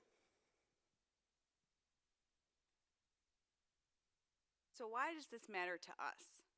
What is the so what for us at the county? Well, at the county, we're responsible to ensure the well-being of residents across the lifespan, from birth to older adulthood, from the immediate implications of disparate opportunities to the long-term impact of the cumulative disadvantage. We are committed to work as a partner to end and prevent homelessness in our community, as well as evaluate programs and services to understand the impact and the effectiveness. We need to know what interventions are working best and how evidence-based practices are being used in our community. We're also responsible for the efficient use of taxpayer dollars, local, state, and federal funds. This information helps us to make better decisions about what programs to implement, how to implement them, and the financial and economic implications of implementation. If you want your organization to be involved in our effort to end chronic homelessness, please contact Maura Quinn with Charlotte Center City Partners. The initiative also has a website and a Facebook page. If you want to be placed on the distribution list for the evaluation report or to talk about a specific aspect of the research with Lori directly, you can use the emails on the screen. Finally, if you want to see or be part of our community's data on housing and homelessness, you can visit the Mecklenburg Housing and Homelessness Dashboard, which is a Mecklenburg County partnership with UNC Charlotte's Urban Institute. You can see how we are doing as a community on this issue. Finally, if you are a member of the research team, I'd like you to stand, please. Great, thank you all very much.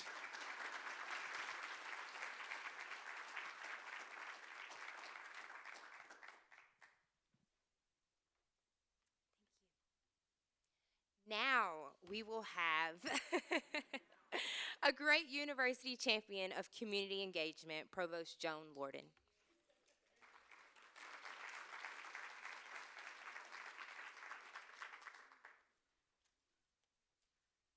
Thank you, Ashley.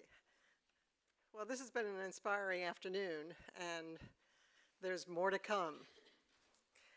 So, I think earlier today, the Chancellor probably spoke a little bit about our mission.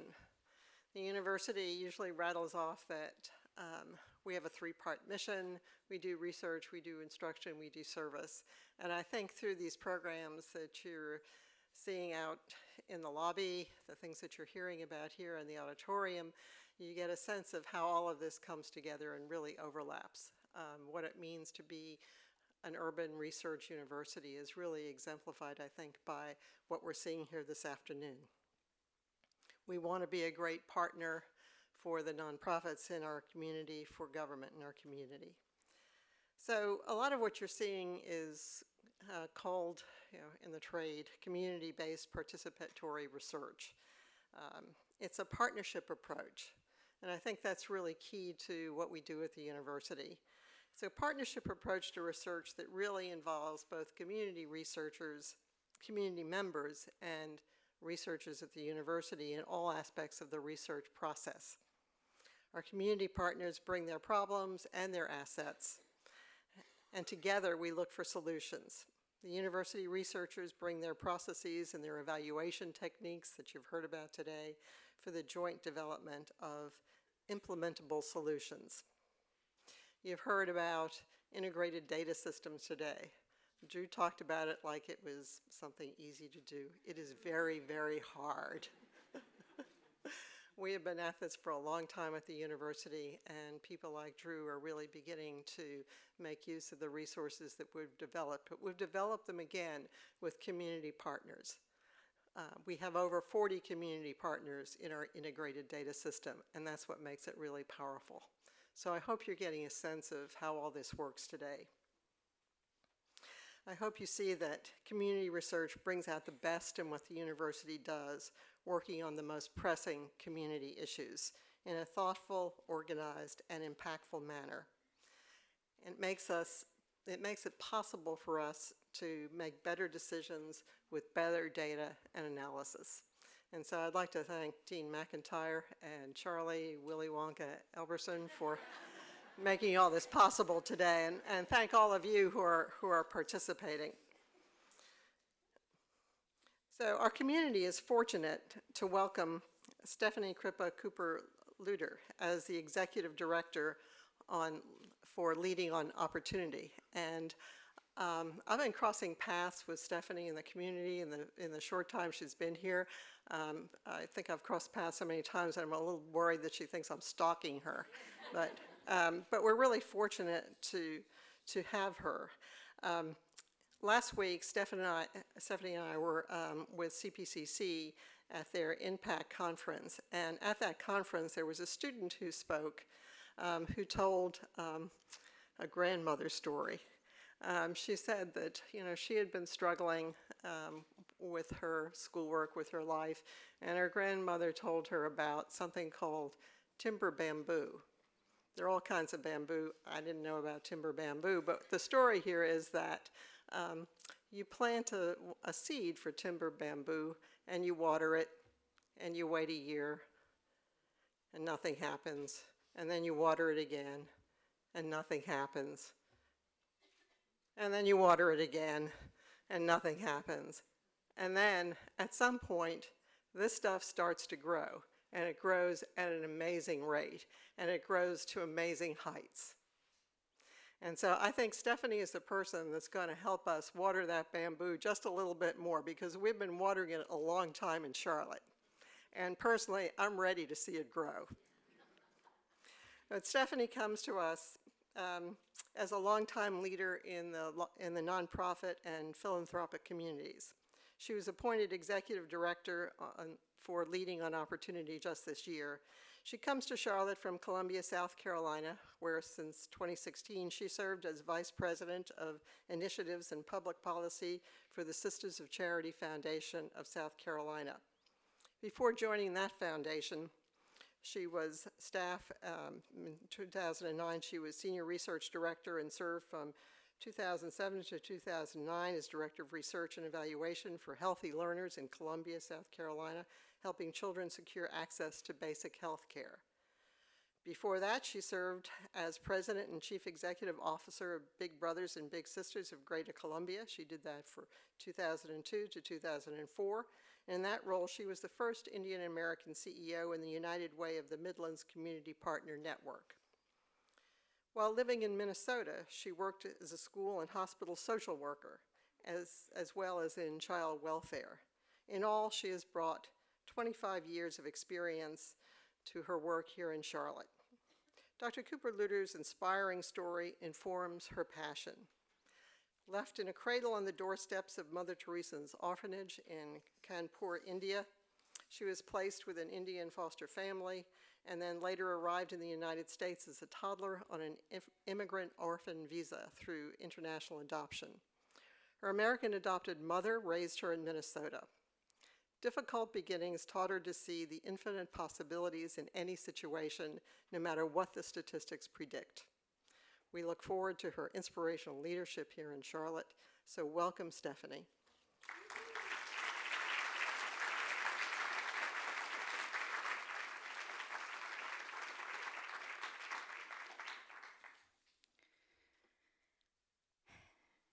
Thank you, Provost Lorden, for inviting me to be with each of you here today.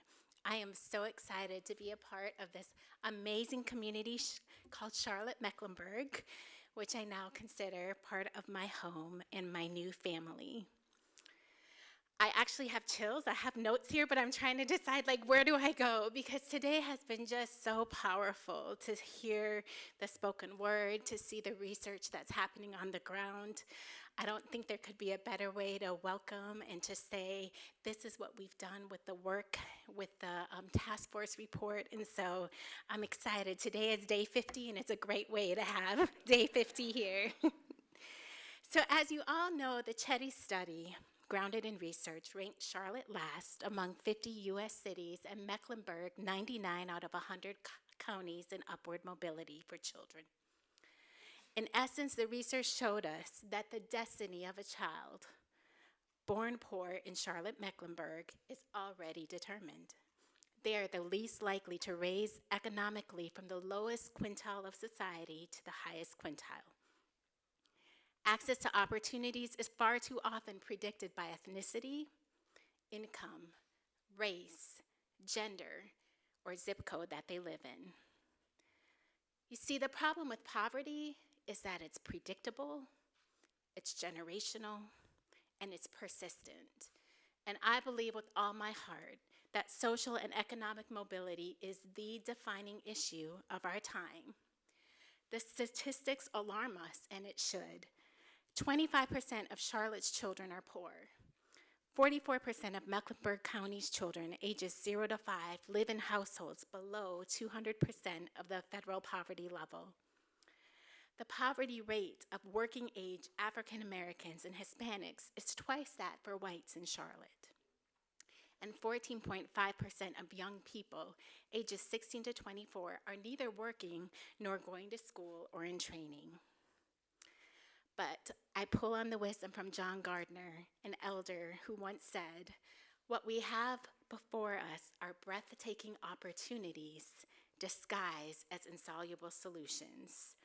And so the community responded, establishing a task force led by Dr. Ophelia Garman Brown and Dee Odell, who took a group of people to go and learn about intergenerational poverty and listen to thousands of voices across Charlotte Mecklenburg, and then came forward to recommend ideas for future action. An opportunity system strategy focused on 3 social determinants: early care and education, college and career readiness, family and child stability, and then rooted in 2 cross-cutting factors of the impact of income and racial segregation, which suppresses mobility, as well as social capital, how networks and relationships offer opportunities to dramatically increase one's mobility. Accompanying this 91-page report, and I've read all the pages, they recommended 21 strategies and many recommendations to be proposed. And so to stand here today and see the work of the community is truly inspiring, with UNC leading the way in your research, in the nonprofits that are represented here that I've begun to get to know and work with, and in the leadership of our Leading on Opportunity task co-chairs, Andrea Smith and James Ford, as well as 17 other amazing and dedicated business and public sector and community representatives. They have all said and believe in a vision that Charlotte Mecklenburg is a place that cares for every child, regardless of their income, their race, or their zip code, where all children belong, dream big, and find opportunities to achieve their dreams. This vision resonates deeply for me and is also very personal, because according to statistics, I too wasn't supposed to make it to where I am today. My personal journey as an orphan toddler girl in India, and later as a single mom receiving government assistance at 20, told me I wasn't supposed to make it. But fortunately, despite statistics and the odds stacked against me, I live in community, and that community heals. At critical turning points in my life, others believe my story could have a different ending. And so I borrowed their social capital, which shifted my life trajectory. I stand here today on the shoulders of those that came before me as an example, not the exception, because the supports that worked for me could have worked for others. And so in return for all that was entrusted to me, I am committed to working to ensure that others are afforded the opportunities and second chances to achieve their dreams.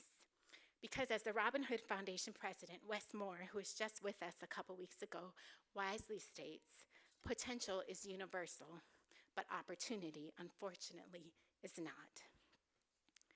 What I know from my journey and what I have witnessed as a social worker and faculty member working with hundreds of students is this: our past shapes us, and the places we live influences our present circumstances.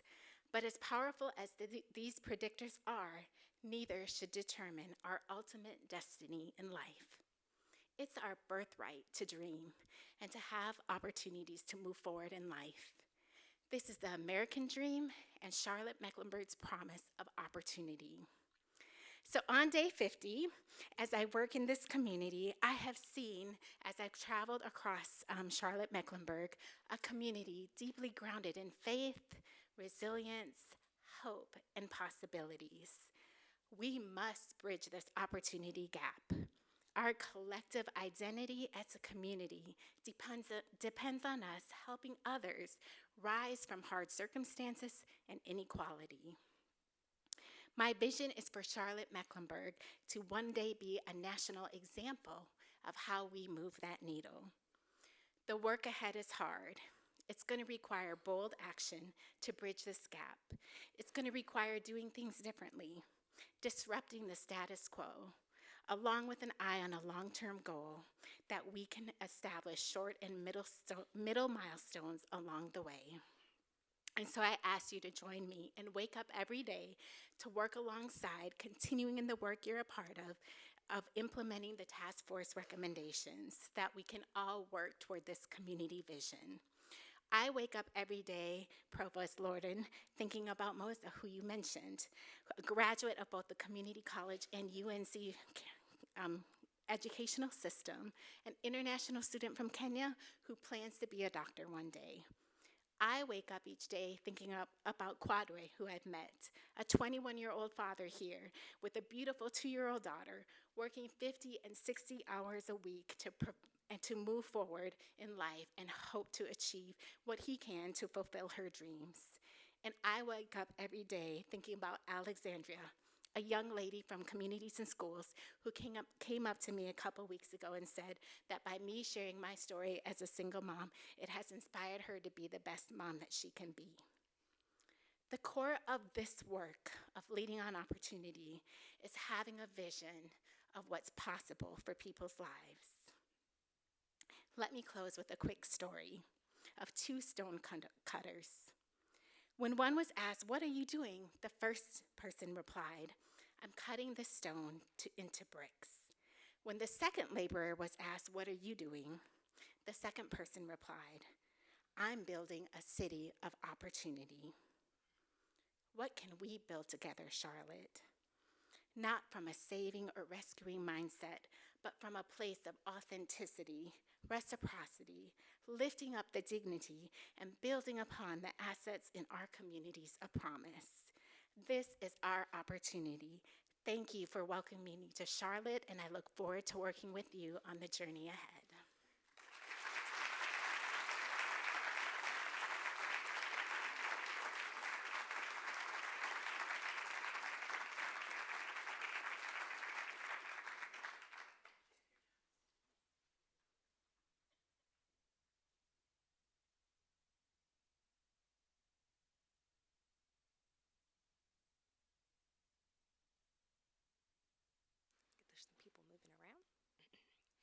Today, race is discussed on all levels, locally, statewide, and nationally. This is a clear indication that race matters. Our next presenters use the innovative racial equity impact analysis as a way to explore and analyze the cross-cutting factor of race in the Charlotte community. I present to you Dr. Susan McCarter, Dr. Derek Anderson, and Ms. Eliza Chin Gary.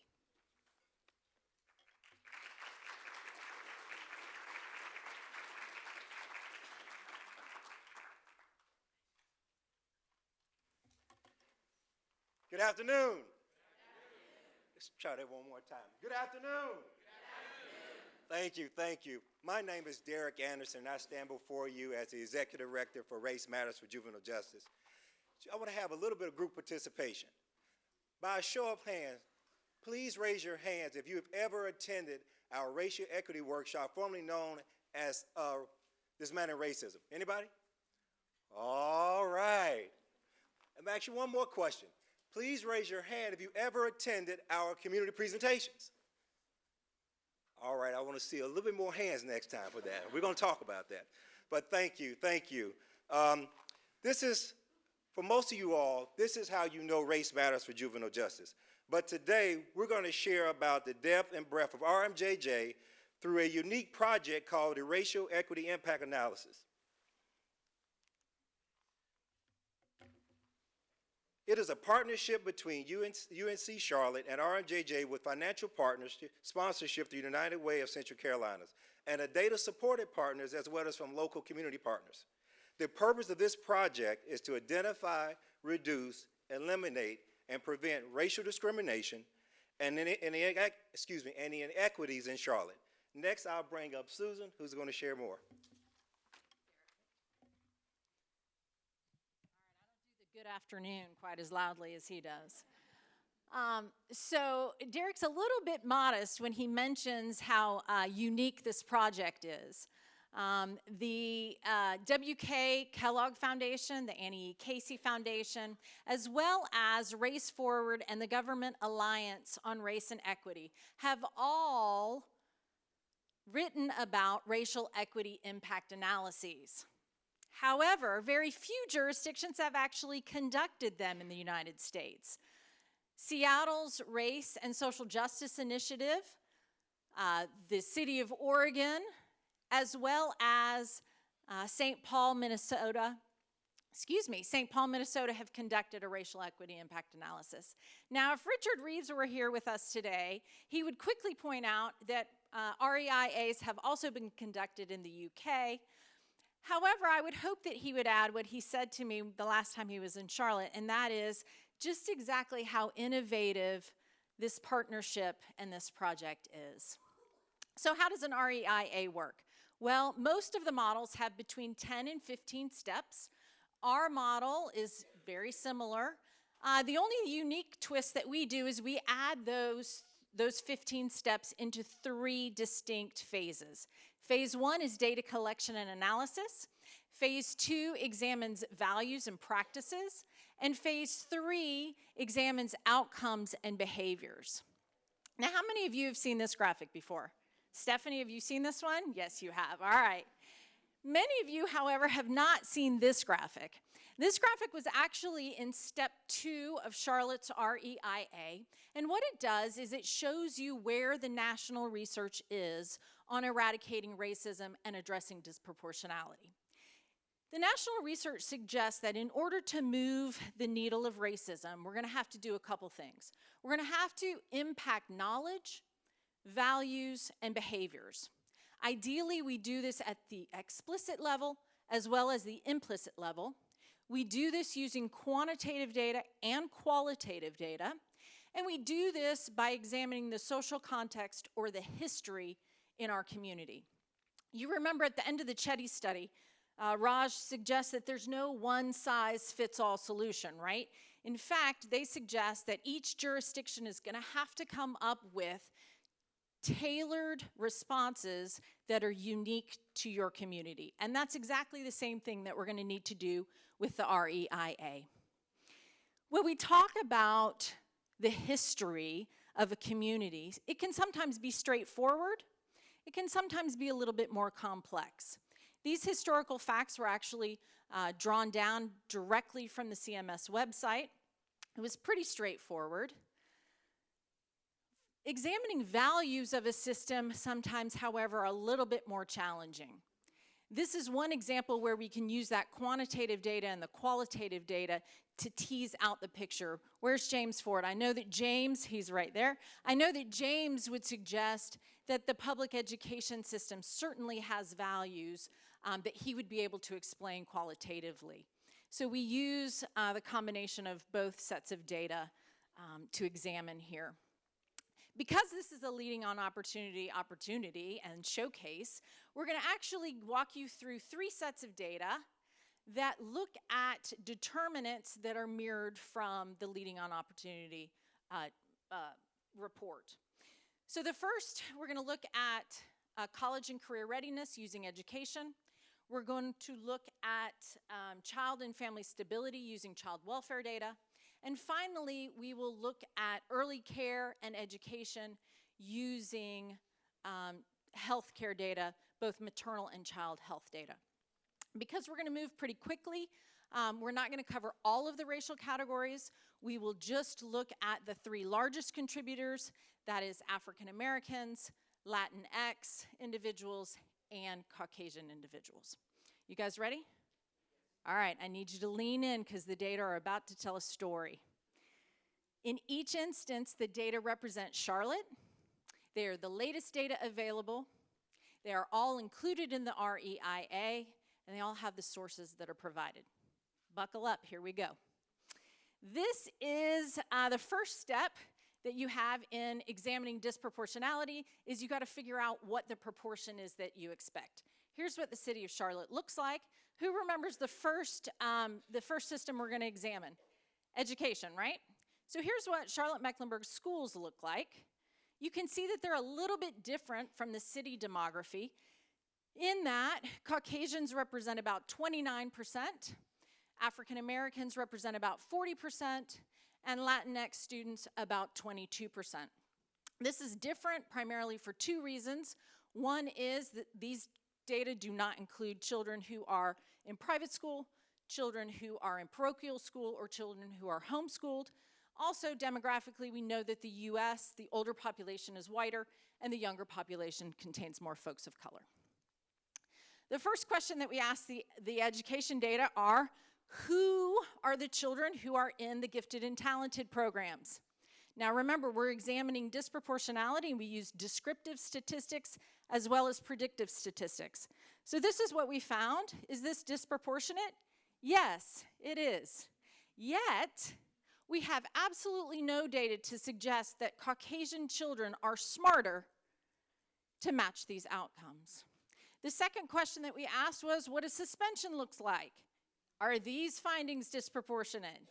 Yes. Again, there are no data to suggest that African American children misbehave at rates that match these outcomes. Let's switch gears to child welfare data.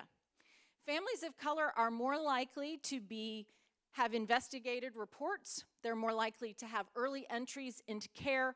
They are less likely to be reunified within 1 year, and they are more likely to have their children remain in care, despite the fact that families of color do not maltreat, abuse, or neglect their children at rates that match these outcomes. Now, the final data that we're going to present are maternal and child health care data.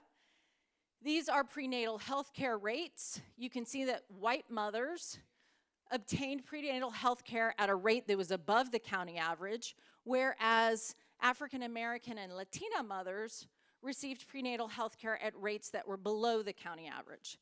These data, however, do not explain these data, which are infant mortality rates that suggest that an African American mother has 2 times the likelihood of her child dying in the first year when compared to other mothers.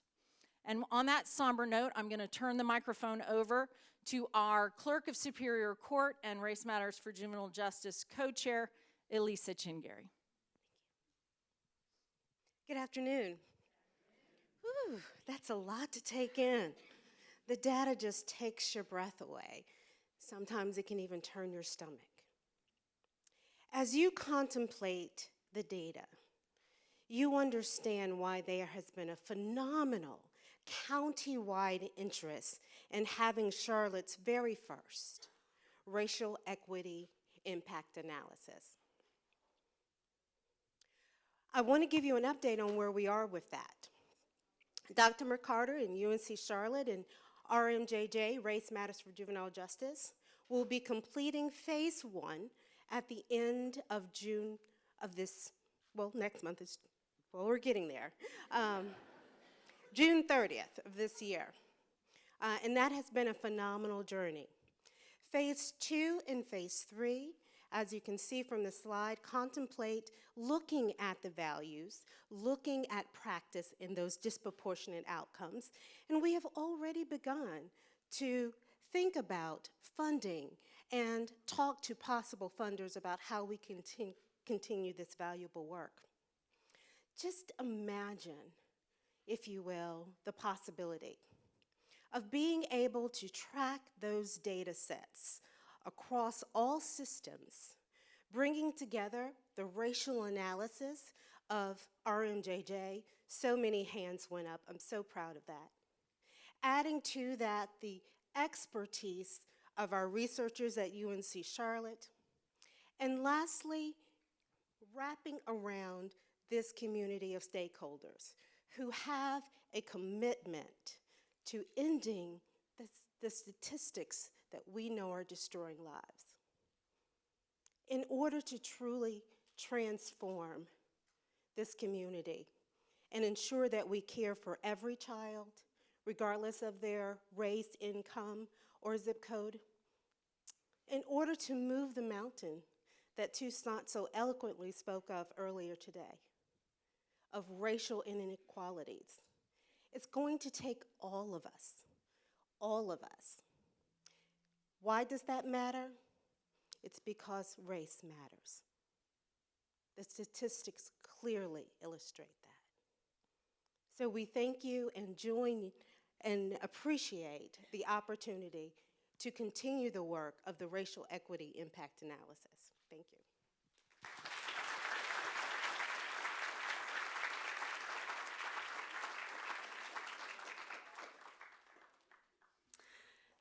Thank you. Thank you so much for that presentation.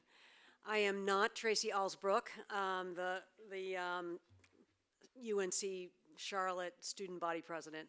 I'm Ellen McIntyre. I'm the Dean of the Cato College of Education. I'm taking Tracy's place because when I got here, Phil Dubois said, "Oh, the schedule, there's something wrong with it. Tracy's gonna get an award at 5 o'clock back on campus."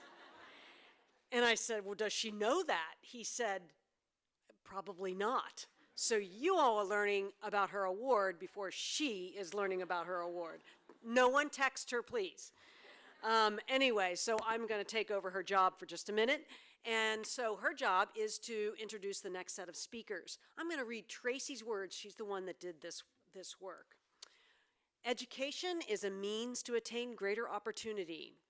Researchers from the Cato College of Education, my people, in collaboration with Charlotte Mecklenburg Schools, will share how the development of the Charlotte Teachers Early College hopes to be a key to recruitment and retention of effective teachers for the Charlotte Mecklenburg Schools. Please welcome Dr. Heather Coffey and colleagues, Dr. Mike Putman, Mr. Will Leach, and Ms. Laura Handler.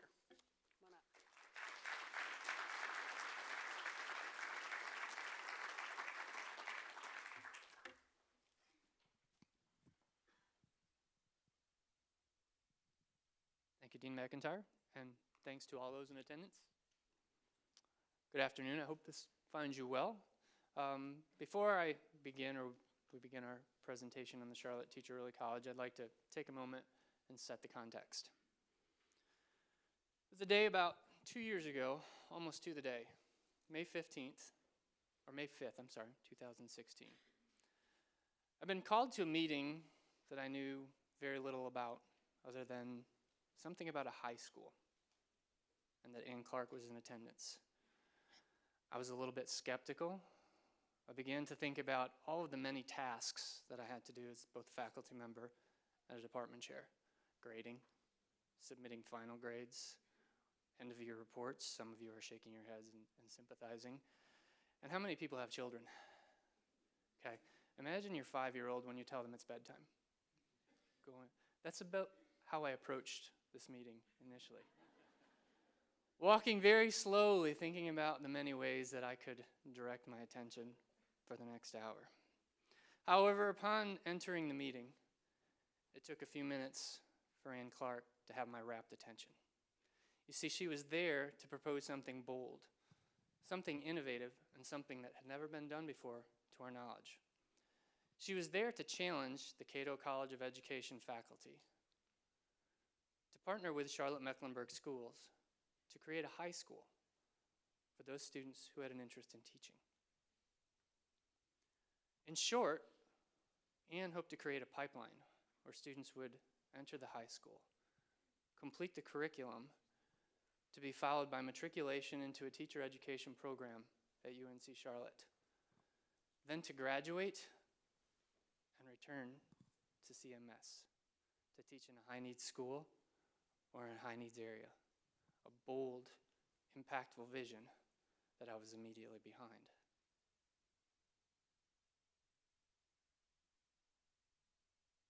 It was a win-win for all the stakeholders in the room.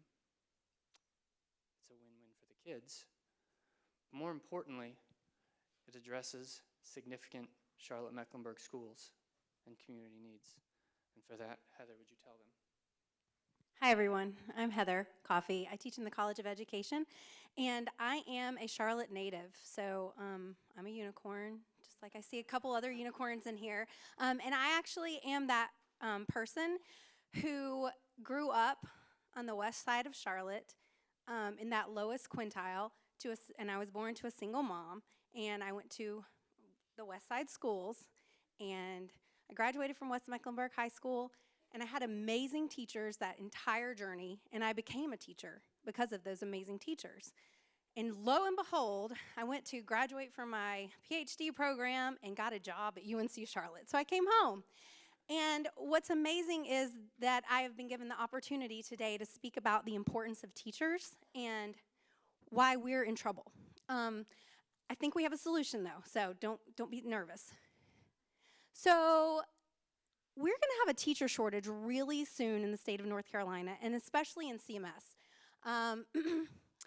As the teaching force approaches 50, they're getting older, they're getting to that age where they're getting ready to retire. We have to start thinking about what we're going to do to get people into classrooms, highly qualified people, not just any bodies. If you'll notice, over the past almost 10 years, the education programs at UNC Charlotte have seen a decline in our students enrolled in our education programs by about 1,000 students. And this is problematic. It's a little nerve-wracking when you walk into a class and there are 22 students sitting in a class that you taught 7 years ago where there were 68 students. So it's a little scary. Like you learned earlier in the last presentation, thank you. You set it up. I'm going to knock it out of the park now. This is CMS student demographics. As you can see, the majority of students are African American and white, and we have a growing number of Hispanic and Asian students, many of whom speak English as a second language. Look at the North Carolina teacher demographics. Most of our teachers are white females from middle-class backgrounds.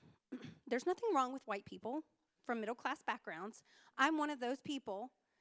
But we have a problem when our students do not look like our teachers, and our teachers do not look like our students, and our teachers are going into classrooms where they have nothing in common with these students. And we have to figure out a way to prepare a teaching force to enter our schools, in CMS particularly, in order to meet these needs. Because we need to reach those kids in that bottom quintile, as mentioned in the opportunity, or the, the Chetty study, thank you. I've cited it like 14,000 times in the past 3 years. We need to meet the needs of those kids because education, and we think education is the way to do it. We think that if we get teachers in these classrooms supporting the needs of kids who they understand and who they appreciate, then we might have the opportunity to help them to become more successful and enter college and the working force. And we have an idea of how to do that through the Charlotte Teachers Early College. And this is our CTEC students right now. This is the first class of CTEC students, and I'm going to let Mike tell you a little bit more about this.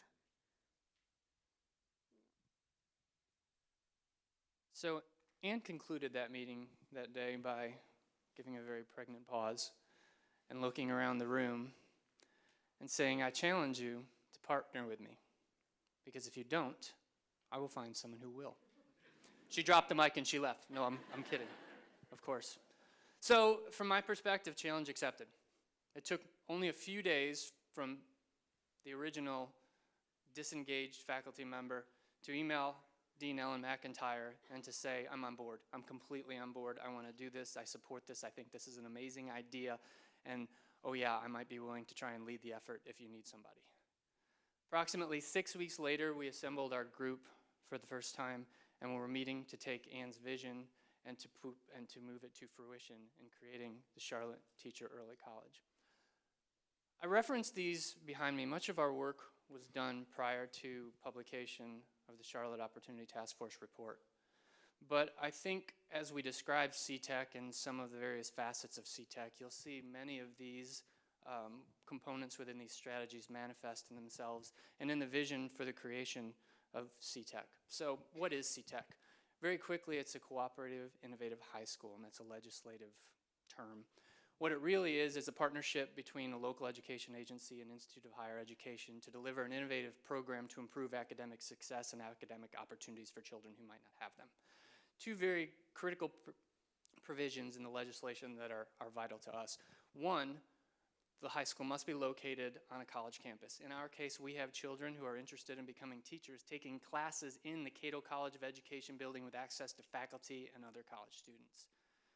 2, we have to identify target audiences to recruit to come to our school. As the framers and the designers of CTEC, we chose students at risk for school failure and first-generation college students, 2 groups that are typically not associated with the teaching profession to recruit. But what is CTEC and how is it innovative? It's a 5-year program, unlike your 4-year traditional high school. In the first 2 years of the program, students complete social studies, science, math, the things that you would typically see in a high school curriculum. They complete it at the honors level, however. We're focused on ensuring that they're both college and career ready, but also prepared in those 21st century skills that will be critical, whether they choose teaching or not, to their chosen profession. They also engage in teacher cadets, so they enter the classrooms for the first time. Years 3 and 4 are a bit of transitional years. Years 3 and 4, you see a decrease in the amount of high school credits with an increasing amount and an increasing focus on completing college-level coursework. It's also in these years that they begin to take college education classes. We introduce them to concepts about pedagogy, teaching strategies, as well as more broad educational matters that will impact their work later on.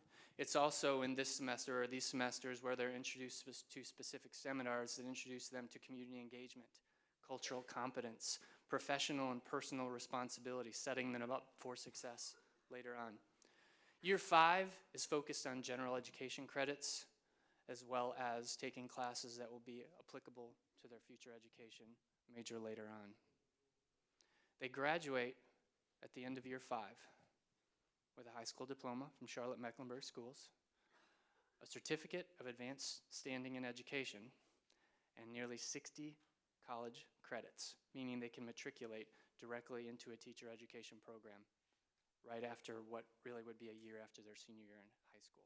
So while I'm the designer, I think you need to hear from the man who's responsible for the day-to-day operation of CTEC, Principal Will Leach. Thank you, and I think as Mike may have been skeptical that first meeting, I was not skeptical because I'm also the principal of the Charlotte Engineering Early College, and we're in our 4th year of operation, and I've seen high school students be successful on a college campus. I've seen when you hold them to high expectations and you kill them with support and you check in with them and you provide that support, they can be successful. This is my 24th year in CMS. I've been in a variety of different schools, and I can tell you that the teacher shortage is real. We feel it every year. It gets worse every year, the qualified candidates that come in front of us that we know. Our challenges are increasing for students, but our lack of quality of teachers is real, and we need to address that. So we addressed that. We opened on August the 6th of 2017, and I was skeptical at the beginning because would students stay with us? And believe it or not, 49, I'm not making that up, 49 students have stayed with us this year, mostly minority students, students that are actually still trying to figure out what they want to do tomorrow, but they're committed to learning more about the teaching profession. So again, I think the biggest piece we want to do is expose them to good teachers, expose them to people on campus to get them ready. So the biggest piece that I want to follow up with, as I'm getting the time done sign here from our dean, would be to move forward to say, how can we provide real opportunities for these students to be in classrooms, urban classrooms, suburban classrooms, but more importantly, in front of the best teachers in our district. So in 2025, they can enter the teaching profession and make an impact. So how can you help? On a small level, if you know a student that wants to be a teacher, that's always had the dolls out in front of them and wants to be a teacher, send them my way.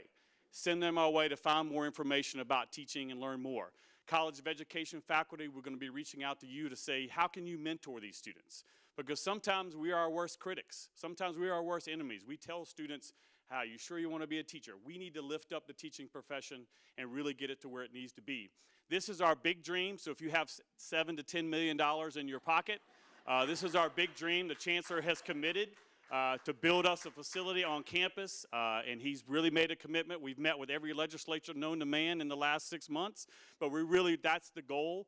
But more importantly, beyond this, we'd like to get scholarship money so that a student, the state will pay for their early college through their high school, we will pay for the rest of their undergraduate degree, and they won't have a dime to owe back it again. So see me at the reception, and I'll tell you how you can get involved. Thank you so much.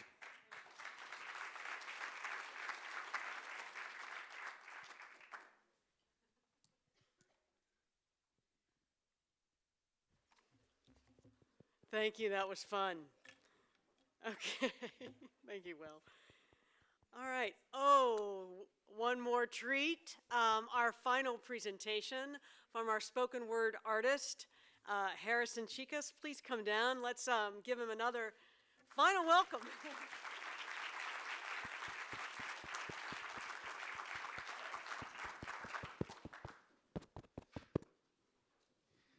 All righty, what a journey. As I was sitting here and listening to these different presentations and inspiring speeches, I wanted to sort of throw in an audible and do a different poem. I've only been in Charlotte since I got back from college, about 4 years, and I've been one of those millennials who wants to get stuff done tomorrow, like now. And I've had to learn patience, but in the same breath, I want to sort of give you a taste of this youthful energy, and I'll do it through a poem that I wrote at UNC. It's a poem that is very deep to my heart. It's the first time I performed at TEDx, and it was a joke that my dad had said. He said, "Hay remedio para todo menos la muerte, pero andan buscando." He says that there's a remedy for everything except for death, but I hear they're finding one. It's a lot funnier in Spanish, I promise. But the poem is called Living While Dying.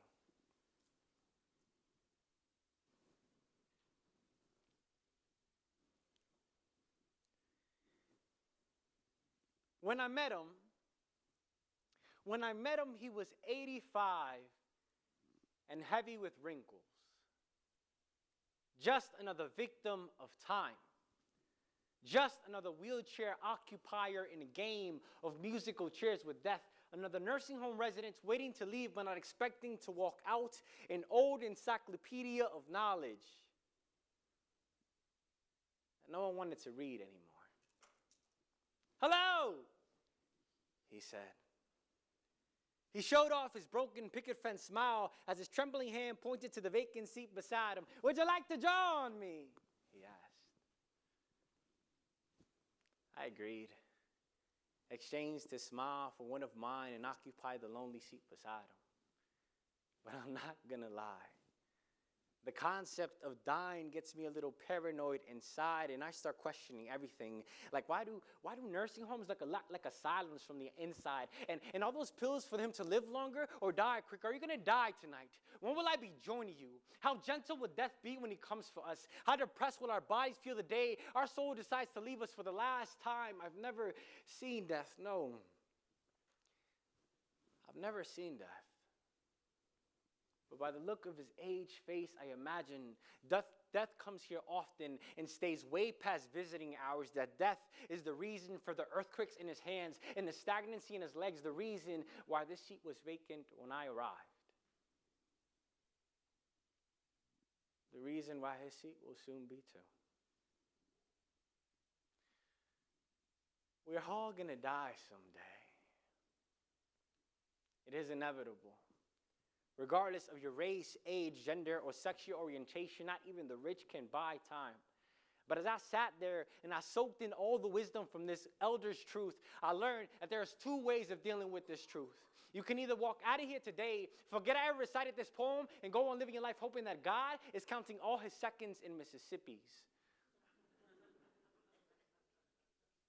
Or you can accept the expected and check off doing the things I love from your checklist, because you only live once and there isn't enough time to waste it complaining, so make every moment count. Realize that every gas you take is one less breath, that every tick-tock from your clock is 1 second less, so live like there are no Mondays in your calendar, like every day is a holiday. Cherish this moment knowing that moment will never happen again. Cherish this moment, find beauty in the things you hate until they become the things you love. Live like not even being jailed in a nursing home, guilty for being too old can stop you from smiling. He never stopped smiling. When I met him, he seemed like a 35-year-old in an old man's man's costume, a wise king with a wheelchair for a throne, an elder that taught me it is not about having the best, but about making the best of what you have. And I don't know about you, but I'd rather die knowing that I lived than to live knowing I already died.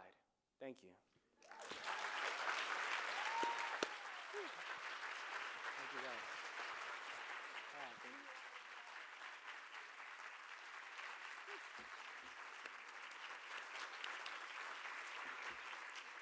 you. He's the best. That was already we're having music. All right, we've got one more presentation. This is part of it. Let's see. Tracy's words: culturally relevant, diverse, and physical. Our final presenter shows us how breakdancing and Mexican folklore can be bridges for intercultural communication. Join me in welcoming Dr. Carlos Cruz.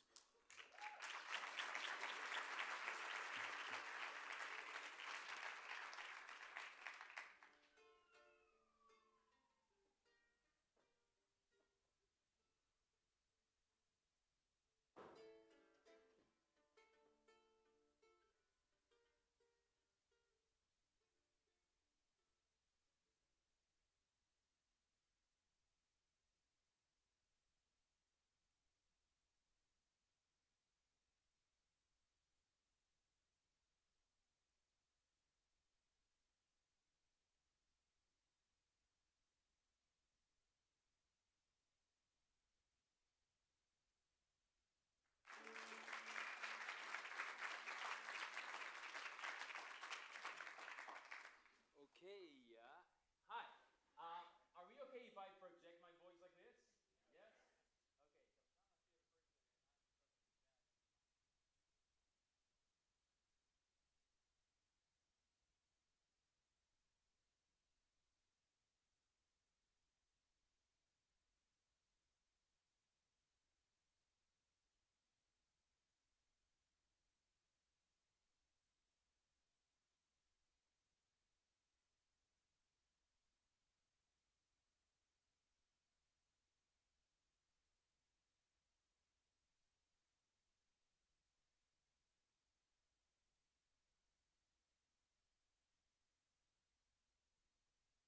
Here in the Nuva Soup project, we provide a glimpse into our community, our diverse community, and what can happen when the community comes together in a unified voice towards a common goal.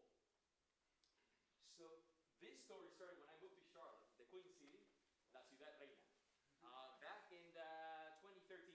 And when I accepted this job, one of the things that got me really excited was the fact that I saw a city that looked diverse. Now, when I settled in, I realized two things immediately. I'm a physical theater performer with a circus background, and there was a lack of circus in this city.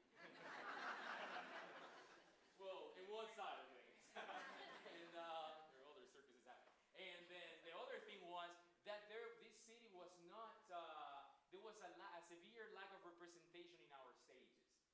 So I thought I needed to do something about it, and I talked to the Arts and Science Council, and I proposed this crazy idea that became the Nuva Soup project. But first, before I start, I think we should also talk about and understand what I mean about circus.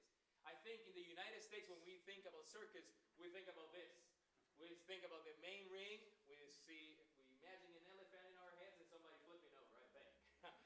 Now, it's very important that the circus, we have moved quite away from that into what we call the contemporary circus, where the human, the individual is right at center of it, and we see the power of a person, an individual that look exactly like us can do.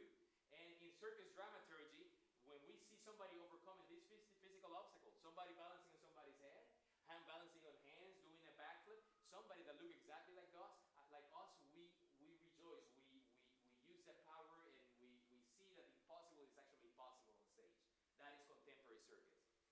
So this is a new circus. And in our case, we actually use elements of contemporary circus, both in philosophy and practice, but we use it to be catalysts for social change. So we are the Nuva Soup project. And it's very important to, these for me are the key points for the Nuva Soup project. In 2014, I was awarded the McCall Award through the Arts and Science Council for the development of a new work. It was a project that was rooted in community, and I'll talk about that in a a second. And also understanding that talent resides with people and not in institutions. Now, when I got here and I saw that there was no circus in terms of contemporary circus arts present, right? I couldn't understand why was the case, because there is a lot of people living in this town and there has to be talent. We were probably not accessing that talent or providing the opportunities for that.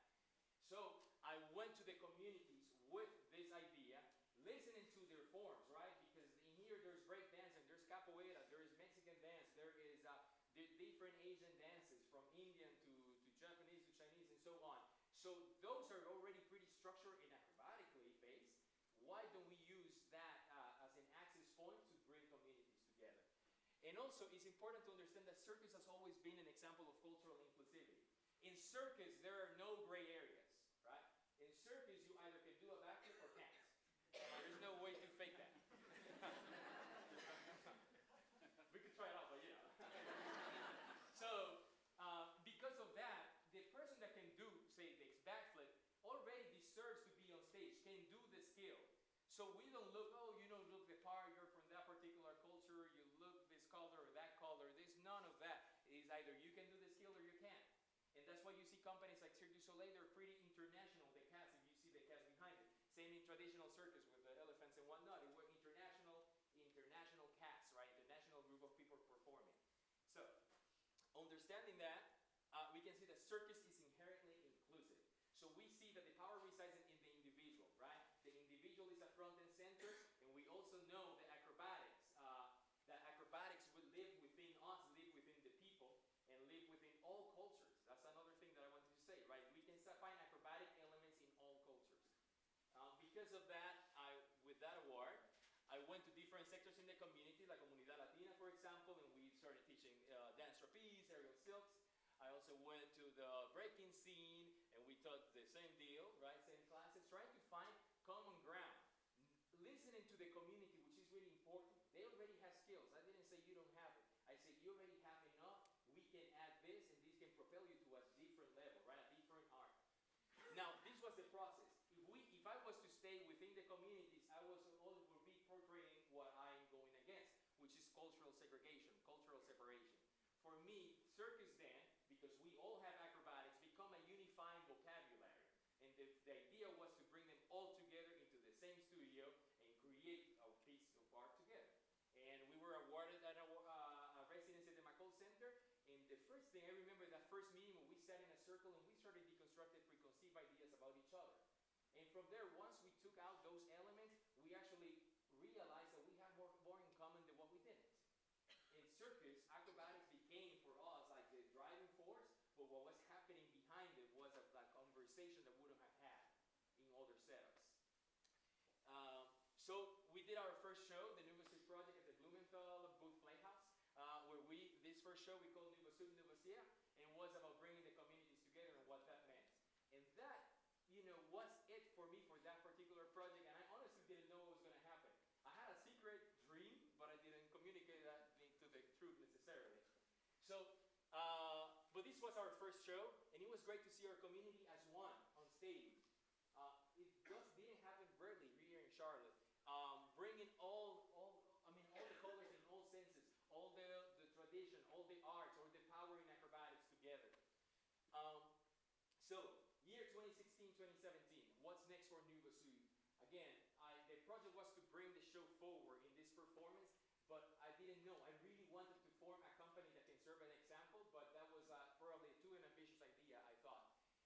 Also, 2016-2017 was a year of many changes in our city, so in our country. And us, being a diverse group that started from the ground up, and I cannot stress that enough, how we started from the communities and came together to become a professional company. We were affected by many things, and we're going to focus. We focus particularly on two things. The killing of Keith Lamont Scott, which created the Charlotte uprising, and also the massive deportations and the ICE raids that happened within our city. Having a big Latino group and a big African American group within our troop, we were immediately affected and felt that for hard, de corazón, I'll say it in Spanish. So we created this show called Sur. Now, our titles are in French. We don't idea. Circus does that often, right? Ciudad means safe. And honestly, we were trying to answer the question, who feels safe and who doesn't, right? In a city that we've been affected by these things, how do we feel nowadays? And how do we feel with each other? And how can we actually stand or stick together? So for me, between deportations and police brutality, this was our show, our community response, right? And this show followed a story where a character was affected by deportation, ended up alone, and then later find a friend who's killed by the police. And how do we feel about that? We don't have a solution. We felt this. We know that we felt as a community all this deal. And what can we do about it? I mean, we were trying to provoke conversation. So that's the Nuevo Sud project. Again, it's interesting for me that the troop started from, as I said, from the ground up, from the communities to form this company now that represents our city in true diversity, in true power of cultural traditions and the new acrobatics. And we've gone from those workshops in the community to main stage shows at the Booth Playhouse to the Gala for Discovery Place to the 25th anniversary of Blumenthal. We even did the opening ceremony for the Kimpton Hotel. So to see that the troop started from the community to doing an opening ceremony for the Kimpton Hotel is quite a trajectory. And it's quite, I think, an example of the power of community, right? That we have people that are really talented in this city that didn't have the access before that and has given the access can create great things, right? So for us, what's next? We want to continue. Thank you. Said 2 minutes. In case you were wondering. Let's try. Okay, so what do we want? We want to continue to develop what we are. We are now starting to become a company in paper, right? But for us, it's not only about being a company. It's about how do we go back to where we came from, right? This troop came from the community. How can we continue to be with the community? This is not outreach. This is doing something engaged in the community. This is continue to listening to the changes in the community and continue to provide a conversation, a space for conversation for that to happen. So we want to continue to teach workshops. We want to have open gym, teach kids, inspire what I call new Nuvositos or little Nuvosuders. So because in there we see the power of us, right? And it's about us. Nuevo City is about us. I also say, it's a little dark of a picture, but I will say, like, I wouldn't be here without UNC Charlotte. And I'm extremely thankful for that. And I think UNC Charlotte can be what I call the perfect intersection between community and the arts. And also within that, so I have the dreams for Nuevo Sud, but I also have the dreams within UNC Charlotte. And I say, in which way we can continue to foster being that intersection between community and arts? I say, we should develop a satellite campus close enough to us, but also open enough for people outside the community, outside the university community. So then we can generate foot traffic between our students in this satellite campus just outside of our main campus, but also providing a space that is open for the community to rehearse like Nuevo Sud. And creating that foot traffic between the two parts can generate a third art, right? That art that comes between the power from the university and the power of the community. And from there, we'll see something that is very unique to us, Charlotte, in this region. So with that said, I think Nuevo Sud is just, for me, a case study, right? As I started saying, of the power of community when it decides to actually, break down any preconceived ideas and be one. Yes? Come together as a unified voice. If you want to find more information, this is my email, and this is all the information about Nuevo Sud. Important to us, remember, like it's about unity. It's about the power of coming together. In circus, even though in image sounds like a crazy thing, in actual practice, it is actually a unifying vocabulary for the diversity, that exists in this world and in this country. Thank you.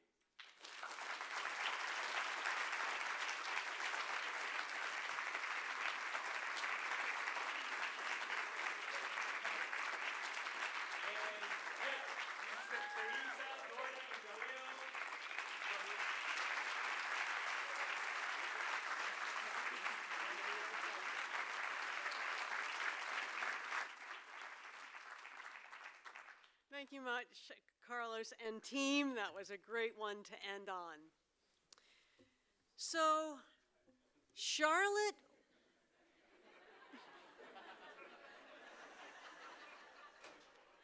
did you see him standing on one hand? Did you? He was right up here. One hand. Let's all try that. Okay. Charlotte will be a community of opportunity when. Answer that in your head. So a number of you did get to answer that actually, and helped create the art in the poster room. I don't know if you got a chance to see. Oh, there it is. I didn't know you were going to show it.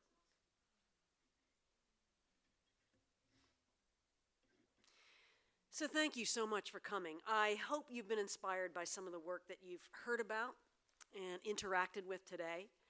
I hope that you'll also propose additional partnerships with UNC Charlotte and with one another as we become the solution to this problem, as Toussaint and Harrison both said. I want to thank a whole bunch of people who put this event together. The names of those wonderful colleagues of ours are in the back of your program, so I hope you'll take a look at that. I do want to have, there are two people I want to actually publicly name here, though, and I just want Victor Mack. Where are you? Where is he? Okay, he's out getting the reception ready. He's just really been so incredibly helpful putting this whole thing together, along with the team. I also, of course, the second person I want to thank is our funder and our friend, Mr. Charlie Elberson of Re-Emprise Fund. Please thank Charlie. And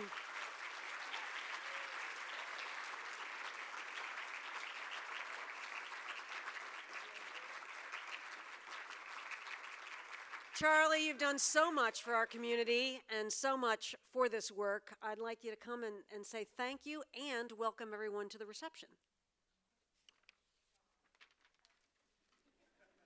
Hi there. Thanks for being, oh, wait a minute. I gotta take this. No, we've talked about this. It's unacceptable. The everlasting gobstoppers have to be everlasting.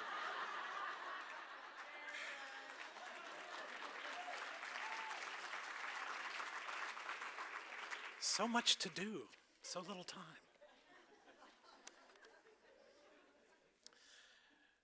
I know I'm standing in between you and the reception, so I won't take time, but I do have a confession. I want to tell you how this happened.